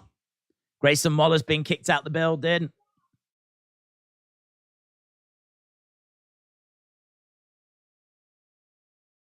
You're a hypocrite, Sean. HBK doesn't exist anymore, you suit. He was saying that to HBK. He was calling him a suit in their little confrontation earlier. Fiery. Right. That's a tweet going out on social media, on Twitter, of course. You wouldn't put a tweet on Facebook. Ron Breaker coming out. Why do you think Bray and Alexa haven't been on TV? Do you think there's a problem, or are they waiting for something? I don't think there's a problem. I don't think there's a problem. I just don't think there was any plans for them for Elimination Chamber.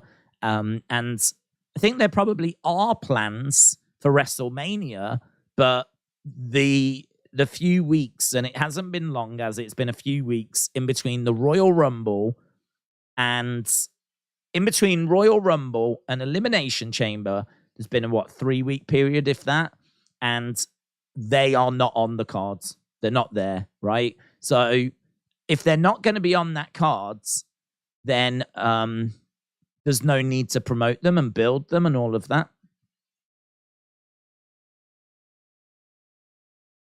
Tell you what, the crowds are a bit lukewarm on Bron here, aren't they? There's a few boos. Feels a little different.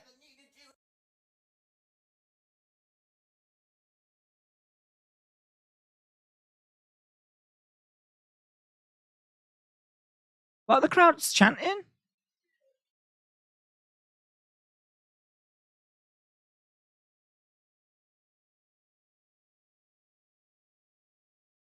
Bron trying to get this crowd on his side, but this crowd are not having it, man. There's a big talking point here.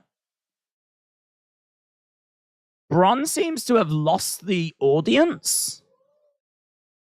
Maybe I'm not alone. Maybe I'm not alone in just not feeling Bron at the moment.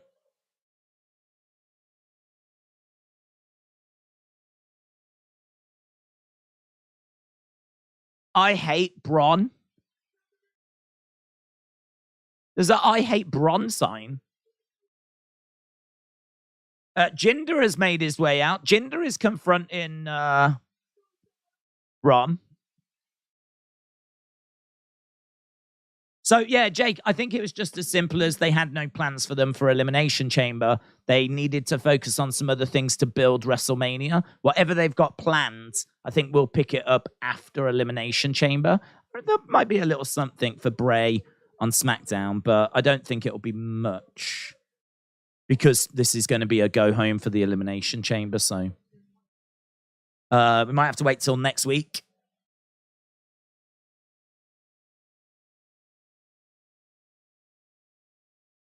I know the weight that you carry, says Jinder. Look at Bron compared to Jinder. Look at him. Look at little old Bron. Oh.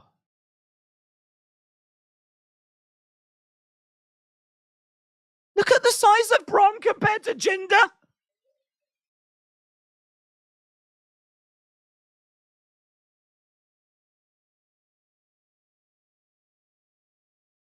I'm shocked. I'm shocked.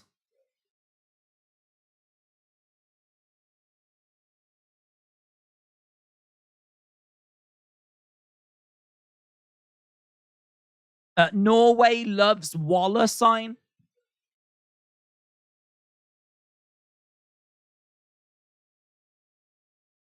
For 1 year, you have been NXT champion.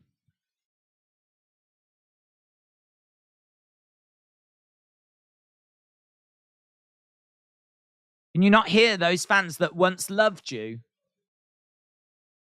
They're changing their tune.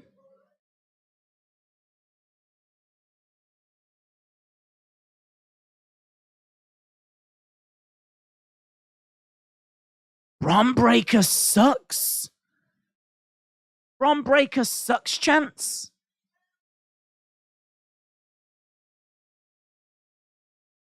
Fans can have their own opinion. They can say whatever they want. This'll be hurting Bron. This'll be hurting him. He wasn't expecting this. He doesn't seem to be comfortable in this moment. Tides are churning. You're tired. You're vulnerable. You're weak. The modern day Maharaja. Next week. For the NXT Championship, Bron Breakker, Jinder Mahal.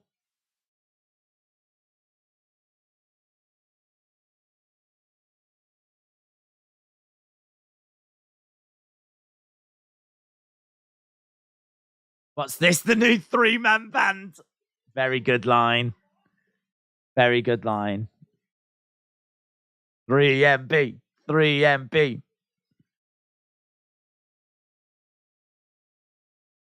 Three MB chance. Very good line. I'll give credit where it's due, man.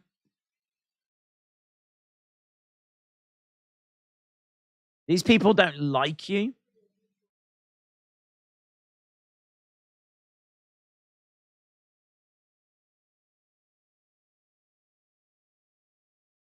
When I take that championship, they're still not going to like you. They're not even going to feel bad for you. But the Maharaja will. You suck, Bron. Wow, there is a real... What's gone on? What's happened, guys? Have I missed something? Have I missed something? Has Bron been, like, caught in some sort of scandal? Because, like... Where's all this hate come from? You suck, Bron. Norway hates Bron. And all these kind of signs.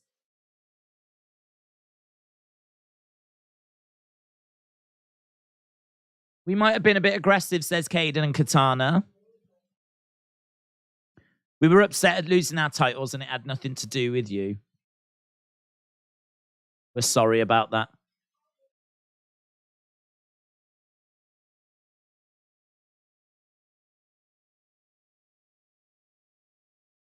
We want to have the match. Who wouldn't want to go against the final boss? It would be an honor. Okay, that's nice.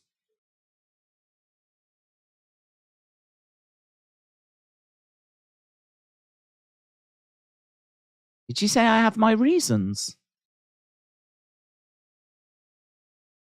Roxanne just said, thank you so much for coming so far to help me. And Meiko was like, I have my reasons. Oh, perhaps she wants to boo Bron Breakker as well. You suck, you suck, you suck. Matt says, YouTube has become a red light district. I'm leading the charge. Da, da, da, da. They don't do that in the red light district. Everyone's flashing a bit of leg to get the punter's attention. You like? Come on in. You like? You want to try? Try before you buy? I don't know. I can only presume that's what they say in the red light district. I don't know. That's the price. You buy? William, hello, William. Hope you're doing well, mate. We are at commercial break. Enter for a random chance to win a free 1-month membership. Show me those boobs to enter the live. Please, I have to stress this. No one sends pictures of their boobs to William Hensey ever. I don't care what he's promising you. It's all lies. Yeah? Because honestly, I've sent him 10 and I've not won a single of his competitions. So this guy is just out for himself, yeah? Out for himself. The taker. And not even a cool one. With a streak. Matt, shout out to you, buds. Shout out to you. Halftime score. Yeah, do it. Go on then. Go on. Yeah. Can't find the thing. Here it is. Halftime scores, everybody. It's the halftime scores. I really want to know your halftime scores. Put it in the chat. Ooh, Halftime they? scores, everybody. It's the halftime scores. They? Are you happy? It's the halftime scores. Are you happy or you sad? Halftime scores, everybody. It's the halftime scores. I should get that recorded. If I got it recorded, I could just press play then. Just sit here like this.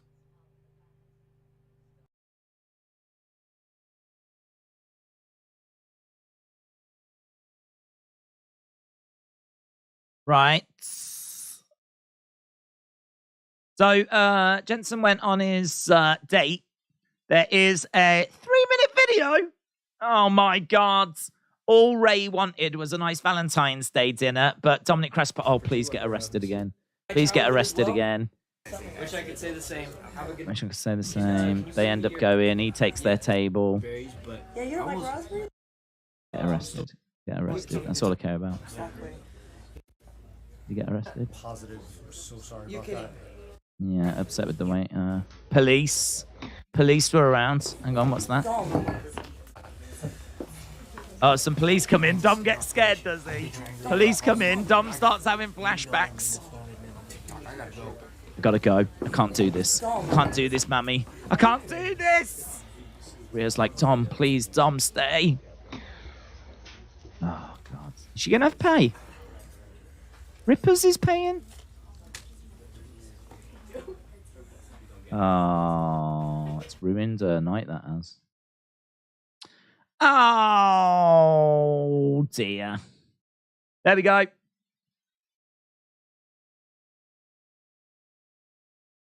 so excited for our first Valentine's Day. Me too. And, you know, I made wine in prison from the toilets. I know you made wine in prison, but now we're gonna have some good wine. Boom. Definitely not the show that's going on. Get with it. Definitely not the show that's going on. I've got to go 10 because of Thea Hale. 2K Burn It Down said 7. Killer Shock said 3. Godfather's Ho said Daze. Thanks for the cast. Who's the best women's wrestler? I think it's Bailey and her Ding Dong show. I'd love to see a Ding Dong episode. We keep going down this road, don't we, Godfather's Ho? All right, we're back from commercial break. We got Indy Hartwell. Killer Shock said, can I send you a picture of my boobs? No. No one send me a picture of that, and I'm being very serious. I know we do sarcasm, and we do it very well. But I cannot be any more clear on this. Right, here's Indy. Casey. The only place you're going to end up is behind me. Oh, happy Valentine's Day. Right, next week, Bron Breakker, Jinder Mahal, the modern day Maharaja.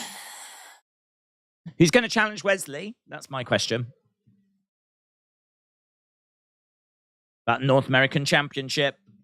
Wes Lee. They should make Bron a tweener. Fans are starting to boo him. Oh, yeah. Open season. It's going to be a main roster person. Hope so. Come on, give us someone goods. Give us someone goods. Tony D'Angelo. Now, I reckon, is this a swerve? This will be a swerve. Tony coming down. Here's Dijak. Dijak grabs a hold of Tony, starts dragging him away. Is Stacks going to do it? No, Stacks the underboss was thinking of going, but it is going to be a swerve. It ain't going to be those. Dijak and Tony have took each other out. It's going to be good. It's going to be good. Ah, Von Wagner. Ah, they set the table. The table was all set. One challenger took out another challenger, and you're like, it's going to be someone good. Or I was. Von Wagner. Oh, Von Wagner, where we at? On my map. I don't want Von Wagner. Von Wagner. No, I didn't want Von Wagner.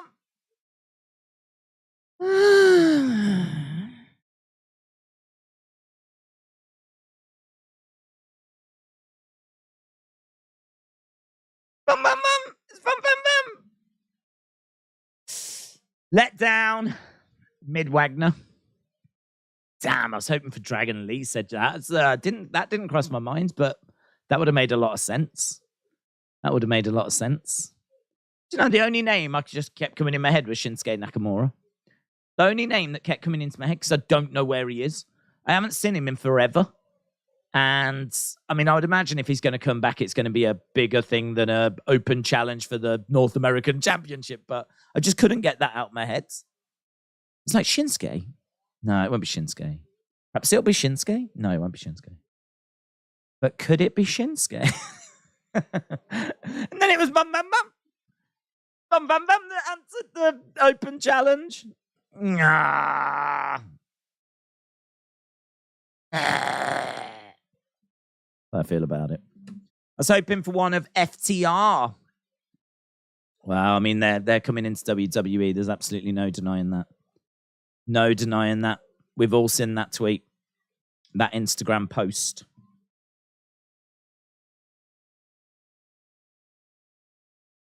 Okay, Wes Lee is getting smashed into a commentary table. Dan Booker, Jay White. James said, I was thinking Dragon Lee. Wes Lee versus Dragon Lee versus Bruce Lee. Dream match. Dream match. I add Wes Daze boob tester for security reasons. I am Daze's official boob tester, says William. for security reasons. What security reasons are those? Security? No. Gotta make sure the community is safe, haven't we? Shot coming into the back there by Van Mama.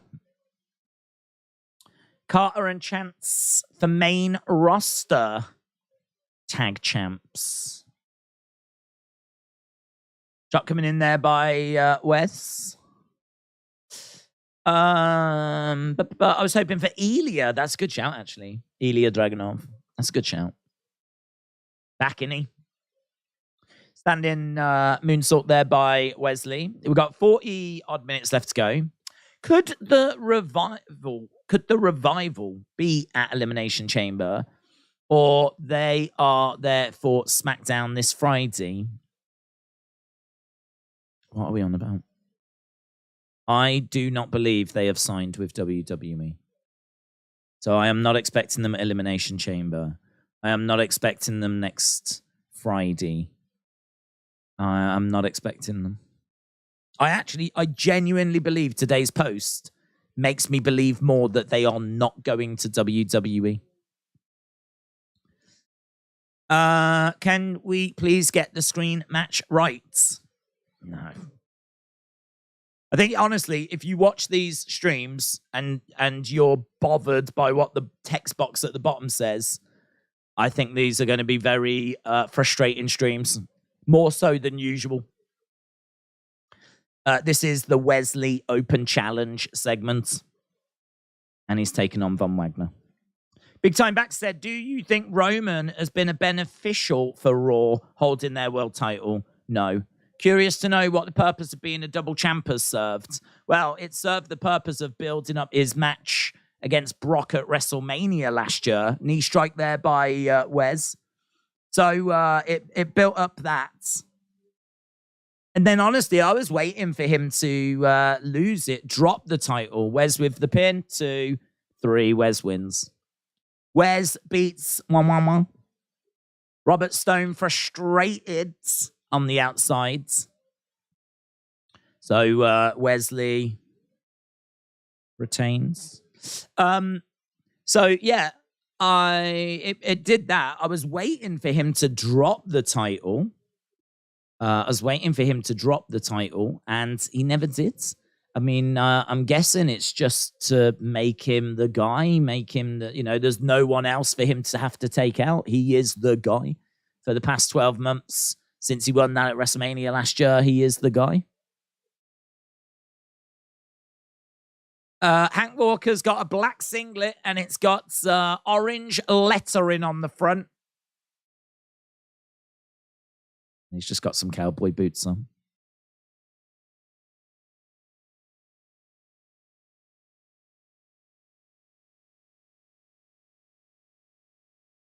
Go lace them up because you are next. Hank Walker. That's awful. I mean, that singlet would look better if it was just black and it didn't have the Walker on it. Because it kind of starts around here. I don't think it's meant to be a nice singlet, to be honest. I think you're meant to look at it and go,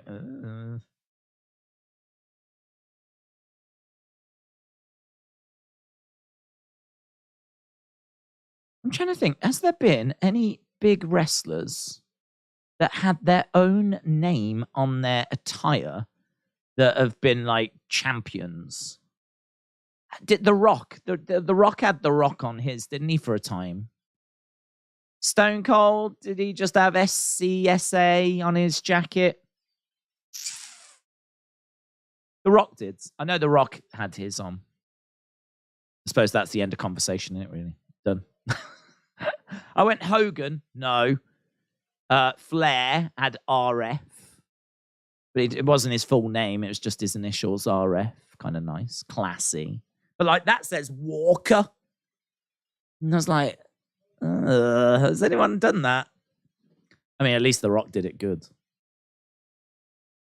Conversation over. Another Hank Walker figure to my wish list. Undertaker. Undertaker didn't have Undertaker written on him. Undertaker didn't have Undertaker written on him. Nope. John Cena. Did John Cena have John Cena written anywhere? I don't think he did.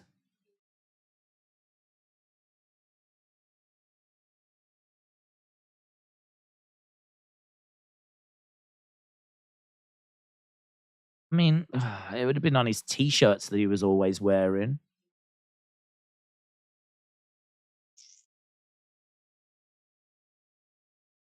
No. It would have been on his T-shirts. I'm looking at my figures now. In all fairness, conversation over because we came up with The Rock, didn't we? Cena sucks, says Killer Shot. James Ellsworth. If Hank had that singlet all along, why did he wrestle in street? Oh, he didn't. I think last week he said that he was going to go out and get some new wrestling gear because he was starting to get abused for looking like a dustbinman or something. Just like a janitor or whatever. So he was like, well, I'm going to go out and get some like better ring gear. And so he did. And he went out and he got that. And this is the first week of us seeing it. And I don't know. I mean, I don't think it's meant to be good. If it's meant to be good, then it's god awful. If it's not meant to be good, then job done. But it just kind of branched out into a bigger conversation then momentarily. These days, WWE management is comfortable with stupidity. Cena is going to be at Mania, says Mark. I was informed a few minutes ago, expect the unexpected. Trini said, let's go, Cena. Let's go, Cena. We are at commercial break. We got 35 minutes or so left to go. A little bit of an overrun. Just got an advert right now for Jake Paul, Tommy Fury, 26th of Feb. That's actually only 11 days away, isn't it? It's only 11 days. Wow. Lots of big things coming up. We've got Elimination Chamber this week. Does that mean it's Elimination Chamber this week? I've got my diary. Elimination Chamber this week and then Jake Paul the week after. Whew. Busy, aren't we? Vengeance Day, done that. UFC 284, done that. Chamber, doing that. Yeah, God, there's so much going on that date.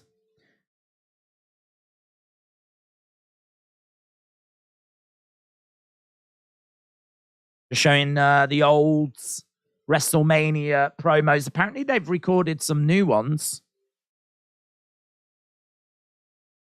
Stone Colds.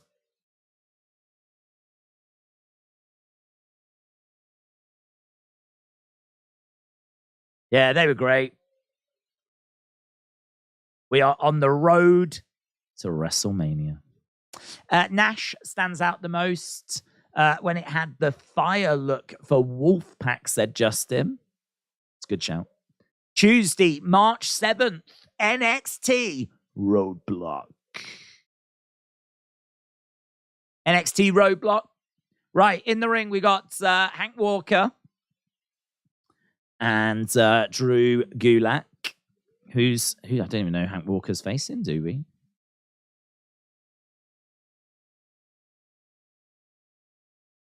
Hank Walker against Charlie Dempsey. Charlie Dempsey. Melanie said Batista had his name on his attire. That's a good shout. Yeah. Batista. I saw people saying HBK earlier as well. I think it's been proven that it is an acceptable thing to have.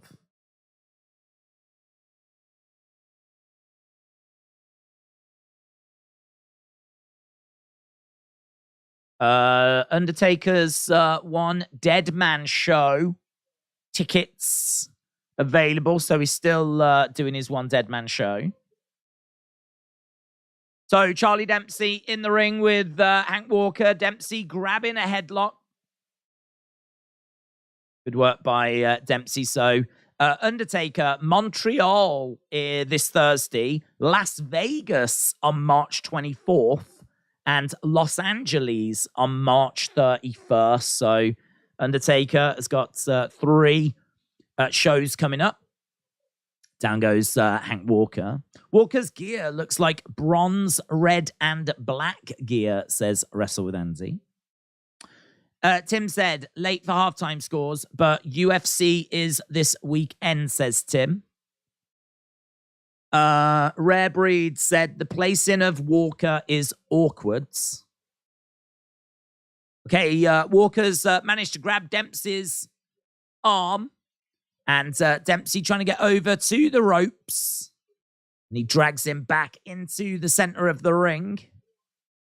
Dempsey trying to get over to the ropes again. Dempsey reaching. Hank pulling him back into the middle. Hank goes down. Dempsey tying him up.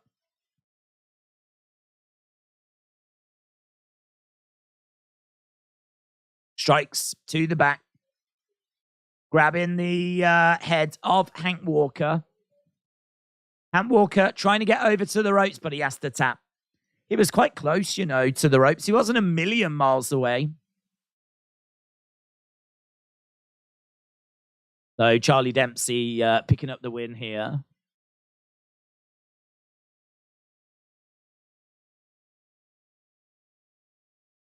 I don't really get this feud, if I'm being honest, because Hank Walker is new and learning and clearly not going to be a match for Dempsey.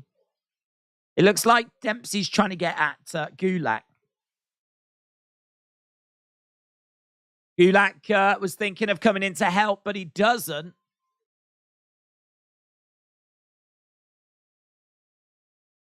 Now he steps up. Could there be like, are they going to kiss?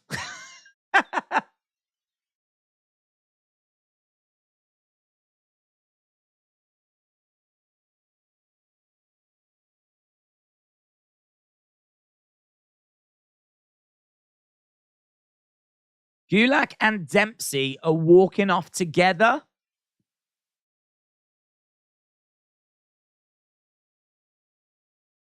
Gulak and Dempsey walk off.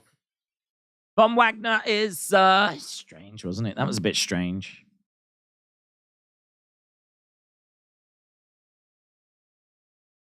Von's trashing the locker room. Robert Stone is sat there.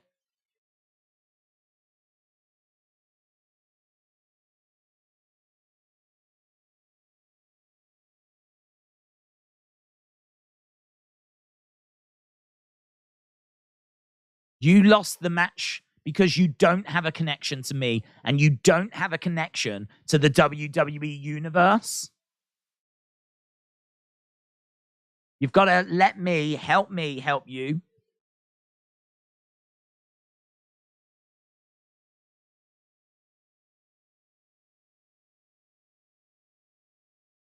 I don't mind this. I'd love us to do something good with Von.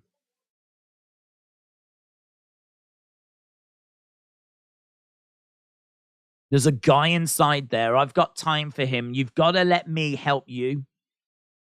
I never needed you at all. Yeah, okay. I'm into that. We'll see where that story goes. That could be all right. I would say second part of this show, I think, has dipped. I mean, felt like there was some really big stuff, good stuff, fun stuff at the start. And then, I don't know, just feels like it's been drifting, bobbing along a little bit. I'm sure it'll pick up. Meiko, that was kind of interesting. Meiko said, I'm here for reasons. I've got my reasons. What's her reasons? Is she gonna step up to Roxanne? No. Maybe she challenges her after? Perhaps they win the match and then she challenge. I don't think she'll turn on her. She might challenge her. Ooh. Ooh. Hayden said, I'm hyped for Elimination Chamber this weekend. You're a hype bro. Yeah, it should be good, man. Should be good. Rob E is right. Von Wagner has got no character, said Jim. Commercial break. Best thing to do with Von is release him, says John. Kevin said Dempsey is Regal's son. He will beat Breaker as Breaker will go to the main roster. Rare Breeds said he is not very good on the eyes, that's for sure. Guys, leave your reviews of the stream until after the stream is finished, please. Thank you. Do you want to play my bongos? Says Killer Shock. No, thank you. Probably the best offer I've had this Valentine's Day, in all fairness, but I'm still going to turn it down.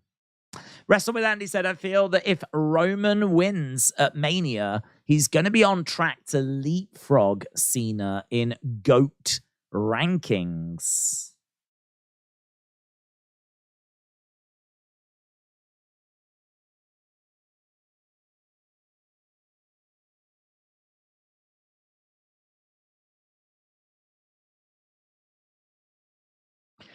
Do you know what? I don't think he would. I'll tell you why. I just think that Cena was at the top. It felt longer. Like,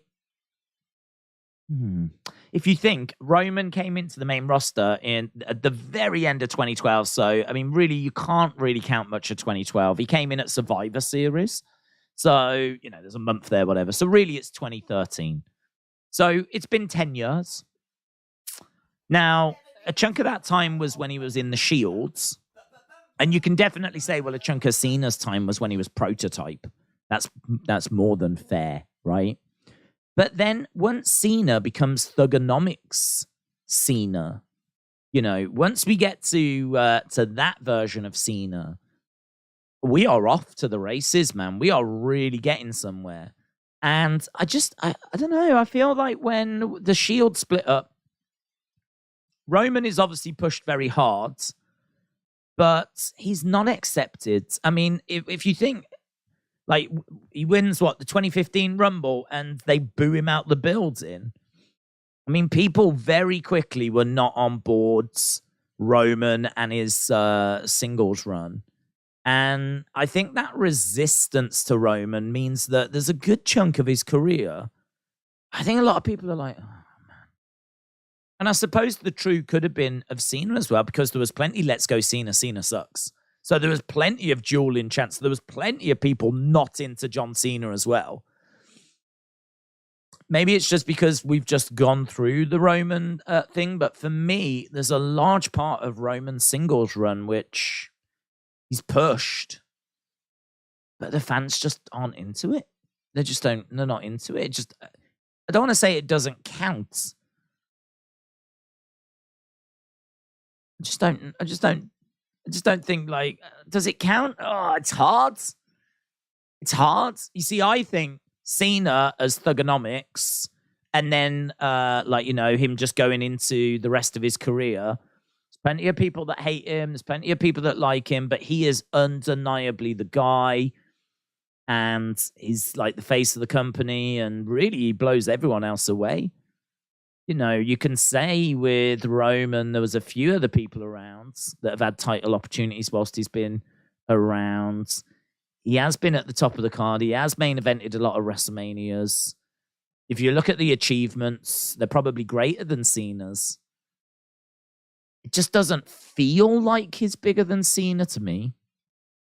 Doesn't feel like he's bigger than Cena.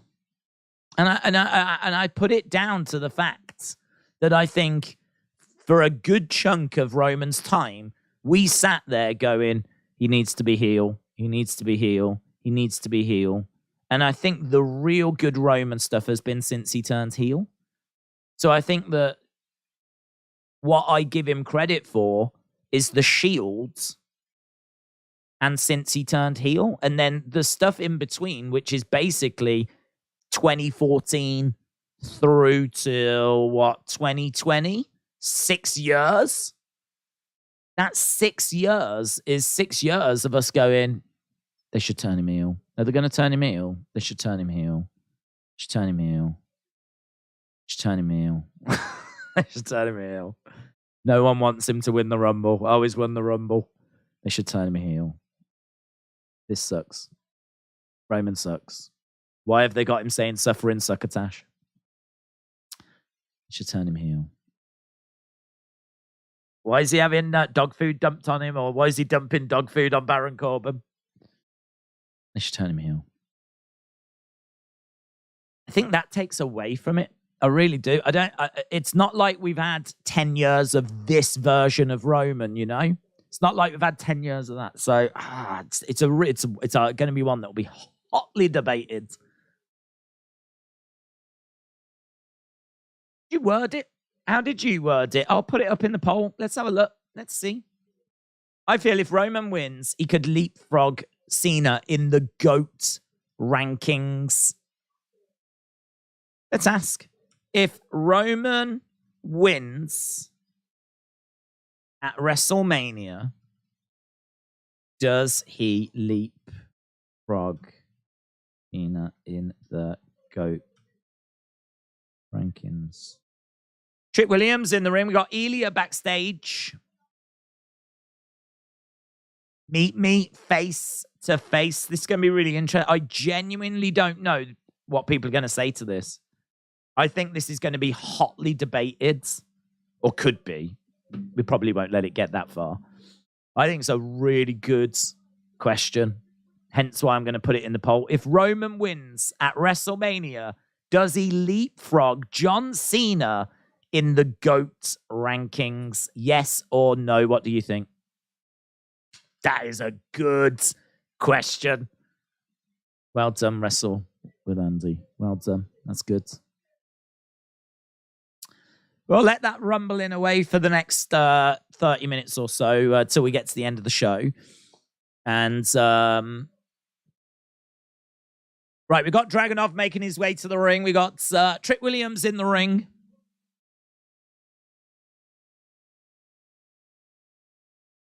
Dragunov looks great in a suit.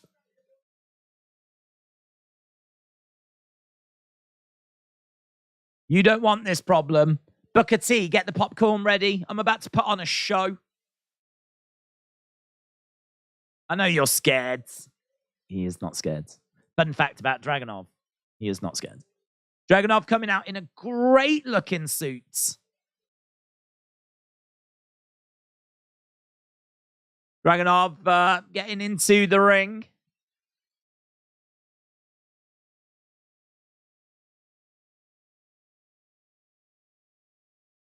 Trick Williams.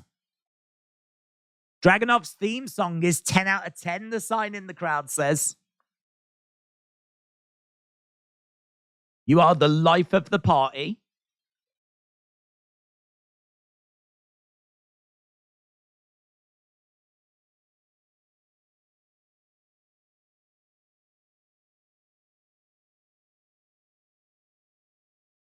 I've no problem.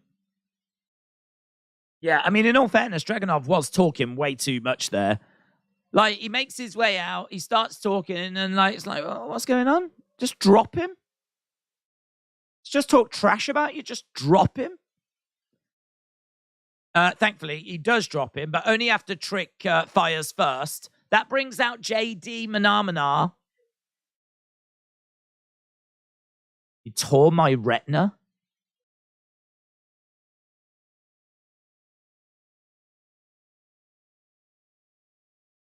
I told you to go home and stay home, said JD.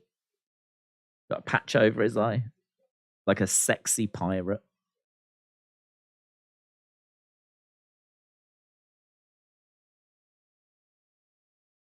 This time, I'm going to beat you so bad. Trick attacks Ilya from behind. So Trick with a big kick to the side of Ilya. Look at Trick.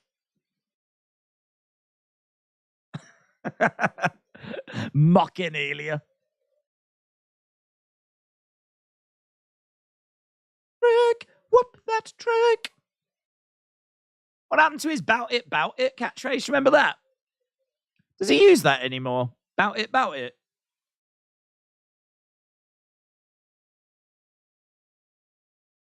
So JD was about to come in and pick at the bones. Decided not to, though. Bum bum bum bum bum bum bum bum bum bum. Right, here is Kayden and Katana. They're backstage, about to take on Roxanne and Meiko. Meiko's comments, very interesting. Thank you for coming all this way. I have my reasons. I have my reason. I'm going to mess you up. You don't talk about kids. That makes it personal, says Chris. Trick versus Elia next week. Is that real injury? I don't know, I haven't heard that he's had a retina injury, but don't know. I don't know. Is there any reports? Let's have a little look. We'll have a little look, see what is being said. JD McDonough injury. 1 day ago. Cultaholic. NXT star JD McDonough is out with an injury. He's dealing with a detached retina. McDonough revealed the injury on Twitter, though. Fans attending live events. Unfortunately, after a sneak attack on Tuesday, I've detached my retina. I'm waiting on a treatment plan. It's estimated 10 to 14 days recovery. Start counting them. So there we go. Apparently, thoughts are that it's going to be 10 to 14 days. Is that all it takes to heal a detached retina? I'd have thought it was way longer than that. Detached his retina, and it's 10 to 14 days recovery time. Quite surprised. Wrestle with Andy said it's similar to MJ versus LeBron. Cena had more in longevity, but Roman has had a better peak. That Cena CM Punk story is goated.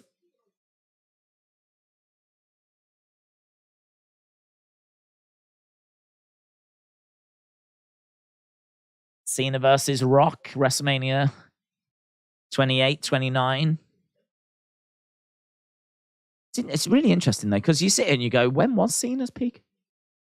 When was his peak? Was his peak when he's facing the likes of Shawn Michaels at WrestleMania? Is that his peak? Is his peak as we get a little bit further into like the mids, 25, 26 WrestleManias? I mean, I remember the only problem with those, I can't really remember. Did he have a match with like Edge and Big Show? Who does he face? Cena, Big Show. Because I remember he had them both on his shoulders. Del Rio? Who the hell does he face? Let's have a look. You can see how much I think about John Cena. Ba-ba-da-ba. Ba-ba-da-ba. John Cena song. John Cena song. Suck, suck, suck, suck. Sucky, suck, suck, suck.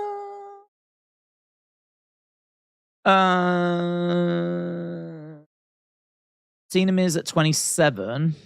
The two Rock ones. That's really, do you know, that is really interesting. That is really interesting. I've never thought about that before. He does not main event WrestleMania 24, 25, or 26. He main events against 23 against Shawn. He main events at 22 against Triple H. His next one is 27 against The Miz. And then, obviously, the two Rock ones. But 25, 26, 27... no wonder they're not coming to mind. He does not close the show at those WrestleManias. Wow. I mean, 26 makes sense because of Undertaker Shawn. Cena Batista, 1-on-1 for the title. That was 26. 27 is The Miz. 25, I think, is the triple threat. Is that the triple threat? Edge, Cena, Big Show. Edge, Cena, Big Show. And then 24 is another trips threat. which is Triple H, Randy Orton, and Cena. Yeah, I have to be honest, you know, they don't stand out. Gotta say, you do make a good point there. You do make a good point there. I don't think that they're peaks of his career. You know, that's the biggest show of the year.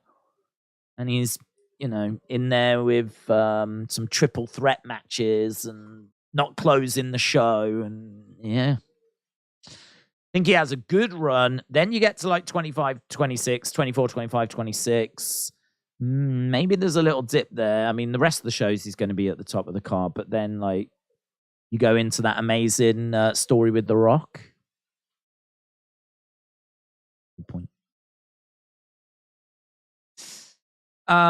Since it's Love Sucks Day, I was thinking maybe you and Linda could join Shotzi and I on a double date, says Jadam. Me and Linda aren't planning on leaving the flat. Don't need to, mate. Okay, here we go. We've got Kiana Jensen. She's waiting. She's looking a bit awkward. He's looking at the stars.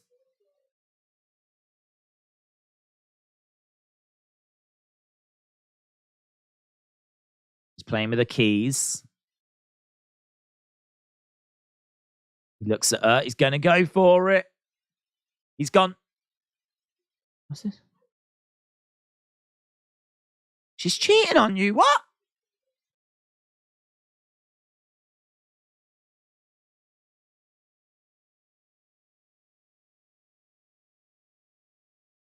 I love you, Zach. Zach's my brother. Hang on, they were there for that moment. Times to say.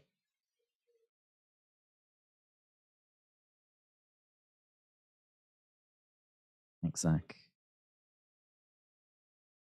Oh, Fallon. I mean, in all fairness, she's got good reason not to trust her. Hasn't she, in all fairness? You ruined it, Fallon. He's never kissed a girl. He was so close. All right, Fallon. Oh, God, Fallon. Oh, God. Heel turn. Heel turn. Why did they choose that moment? The poor man has never kissed her. Couldn't he have kissed her first? And then you'd tell him. Ah, they were like that close. And then they're like, stop, she's cheating on you. Let him kiss her first. That got awkward. Chris said the GOAT of all time, because he didn't need the belt to be the best, was the Dead Man. Goats don't need belts to get over. Kevin said no one is better than The Undertaker. Ilya Dragunov against Trick Williams. Bout it, bout it. Next week. Rare Breed said that was a silly thing. It was a bit silly. Here we go. Dun dun dun dun dun dun dun dun dun dun dun dun dun dun dun dun. Whoop whoop whoop whoop. Bum bum bum bum bum.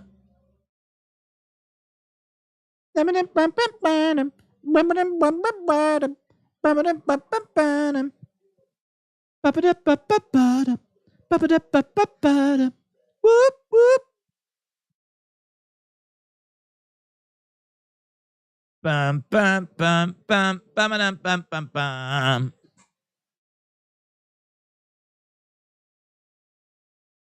I could like so join in with their entrance. If there is, because sometimes there are, and there may not be this year, and that's fine. But if there is a Wrestling Daze creator wrestler that someone has made on 2K23, can someone put me in the Katana and Kayden entrance, please? Bum, bum, bum, bum, bum, bum, bum, bum.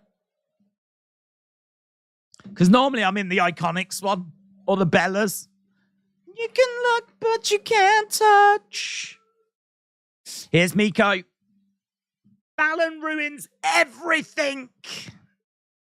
I hate Fallon. I used to really like her, but not after that move. Roxy.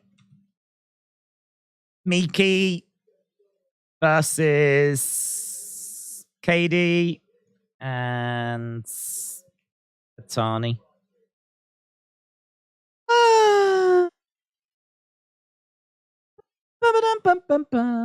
The final boss. Yes. Make her humble. Mess them all up, Meiko.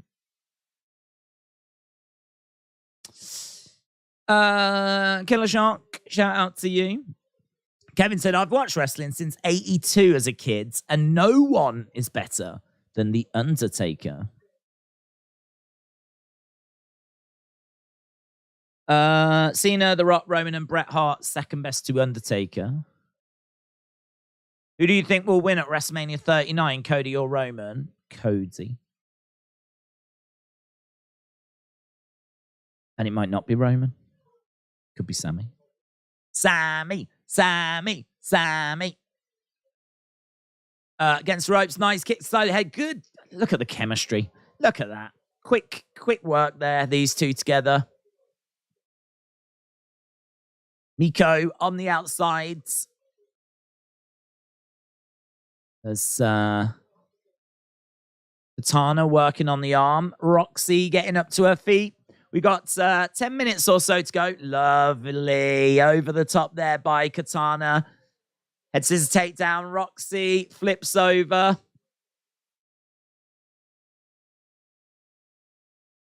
Yeah, I've decided I hate those. These puffy sleeve things, I hate those. Get rid of those.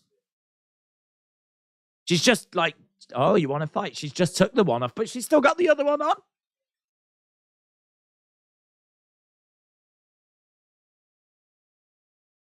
Roll through by Perez, kip up. Reversal, working on the arm. Going over to the corner, and in comes Meiko. Oh, if I was Kayden, I'd tag out right now. Sign of respect. Hit coming in, blocked there by... Oh, look at Kayden. Kayden's like, whoa. Chop coming in by Kayden. Kick coming in there by Meiko. Uppercut by Satomura. Kayden goes back into the corner. Katana comes in. Katana gets pushed over towards Roxanne Perez. Meiko in the one corner. Roxanne in the other. They both roll into the center. Uppercuts coming in. Someone threw a towel in. Oh. I thought someone had thrown a towel in. I thought Helen Hart had come along. But it was the other... Oh, my God. Stop wearing those things, Roxanne Perez. I honestly thought someone just threw a towel in. It was the other sleeve. Taking that off. I mean, in all fairness, John Cena did have sweatbands. He had these wristbands, and he chucked them into the crowd as he made his way down. But maybe that's something Roxy could do. She could come down and throw a big billowing sleeves out into the crowd before the match starts. Don't do it during the match, though.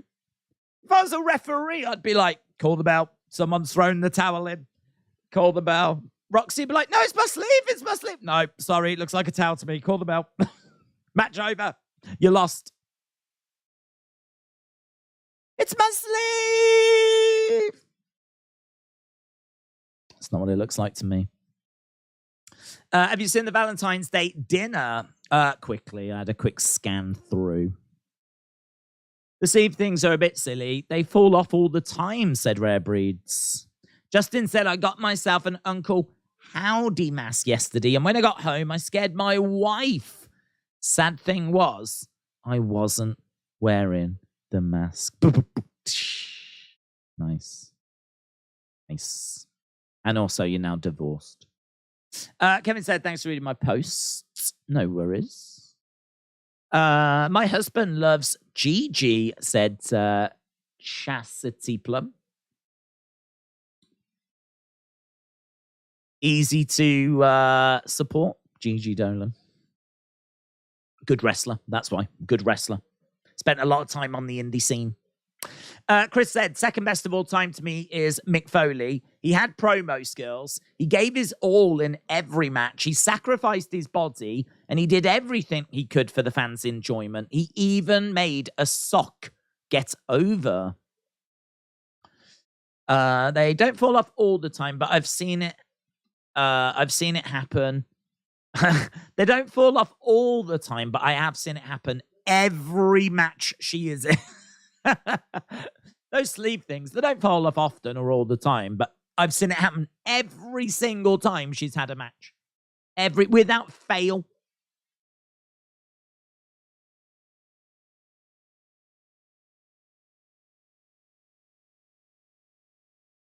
I've got next Monday and Tuesday off for President's Day.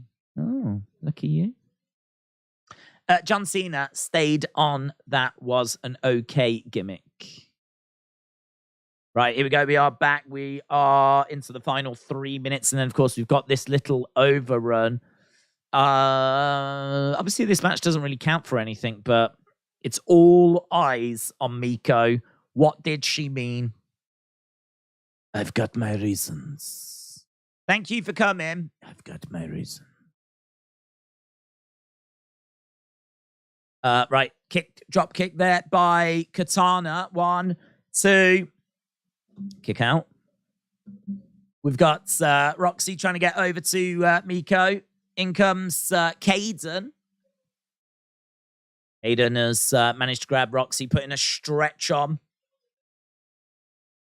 Roll up there by Roxanne. Kick out by Kayden. Kayden back up on her feet, grabbing Roxanne. And Kayden was stumbling over to the wrong corner. In comes Meiko. Meiko quickly grabbing a hold of the arm. Kick coming in there by Meiko. And oh my God, look at that. Works the arm and then with the leg, just takes the legs away from Kayden. Little flick. Wipes her off her feet. Kick coming in again there by Meiko. Another kick coming in by Meiko. Strikes coming in. She's working that leg, working the body. Grabs Kayden. She's going to pick her up. Looking for a suplex of sorts, but elbows coming into side of the head by Kayden Carter. Roxy selling on the outside of the ring. Kick coming in there by Meiko as Kayden goes down. Oh my God, she's so good.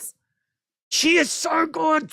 She went for a kick. Kayden ducked it, so Meiko spins around and ends up delivering a second kick.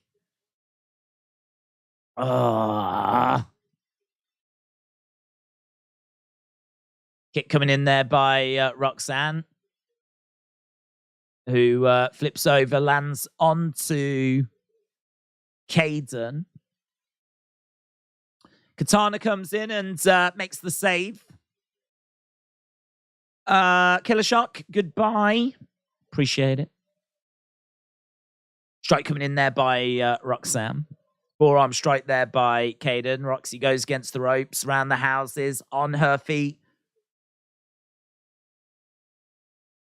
Looking for a Russian leg sweep, but couldn't get it. Chop coming in there by Kayden. Down goes Roxy. Out a bit. Let's go, Roxy. Let's go. There's nothing at stake, is there? I think that's part of the problem. Kayden on her feet. Roxy down in the corner. Big boot there by Kayden. That was nice. Roxy goes through the ropes. Katana going up top. Katana perched. Double stomp. Back of the head. She's going for the cover. 2. Kick out. Shoulder up there by Roxy. And guillotine being applied here by Katana. Meiko versus Perez. Kevin said, I miss old school wrestling. Lance said, how big is the crowd? It's not that big. I mean, it's a few hundred people in it. It doesn't even go all the way, like, rounds. The bit, like, on the hard cam is only, like, a couple of rows of seats. Like that stand kind of goes around 3/4 of the way. Then there's another little stand the other side. This side, it's not really too much going on. So the bulk of the people you see is who is there, basically. Shots coming in by Meiko as Kayden comes in. Calm down. Linda is going to get jealous, says Big Guy. Okay, Meiko is up in the corner. Matt, hello, Matt. Shout out to you. Hope you well. Hope you've been enjoying NXT as Meiko goes down. Kick out by shoulder up. Kick out by Meiko. So right now it's all Katana and Kayden as we're into this overrun. Meiko moves out the way. Manages to avoid. Katana kick to the midsection. Against the ropes. Meiko comes crashing down. Oh, kick to the side of the head. Good tag team work by those two. Roxy trying to get herself back up. Tag. In comes Perez. Kick to the midsection. Pop rocks. And Roxy comes in, gets pop rocks. And Meiko and Roxy get the victory. Right, what now? What now? Make her humble, Meiko. Make her humble. These two embrace. Meiko is a woman of honor. Is she really going to turn on her? Or is she just going to, like, request a title opportunity? See, hey, how are you doing tonight, says Matt. I'm doing good, thank you. Yeah, doing good. It's been an all right show. Been all right. Thought it started well, dipped a little bit. Didn't mind this main event. Just didn't have anything really at stake, so the crowd were a bit flat for it, but it's been all right. It's been all right. But yeah, I'm doing good. I hope you're well. Happy Valentine's Day.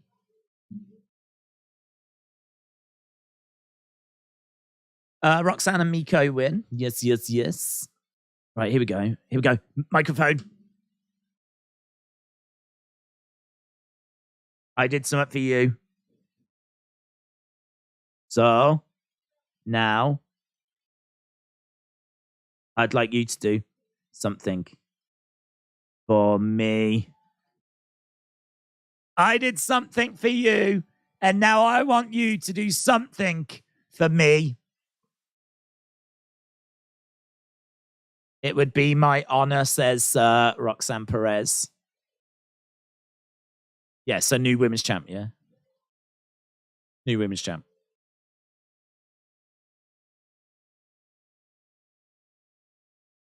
New women's champ, yeah. Meiko Satomura. Yeah? Yeah? Sean, yeah? New women's champ. Meiko, yeah? The final boss, yeah? The final boss. We don't have Roxy beat the final boss now. New champ. Champ, yeah.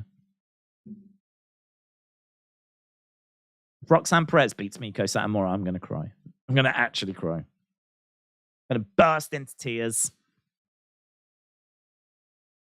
Do you know what?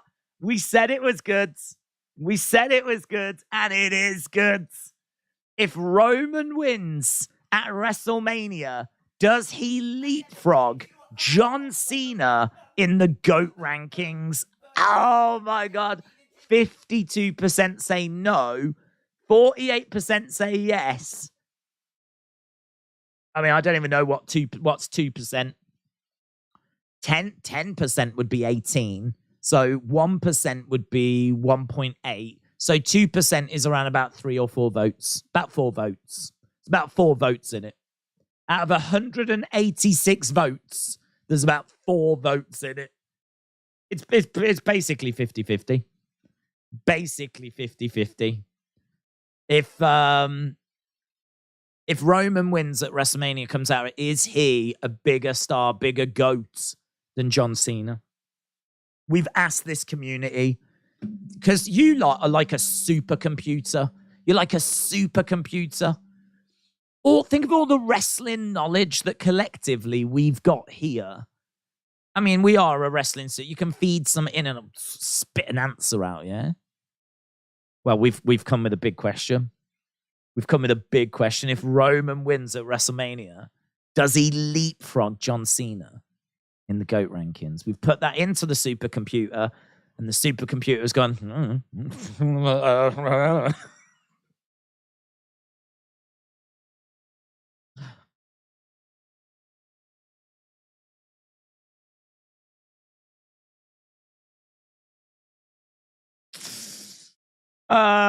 Don't know. So put that down. Good work, guys. Good work. Excellent work.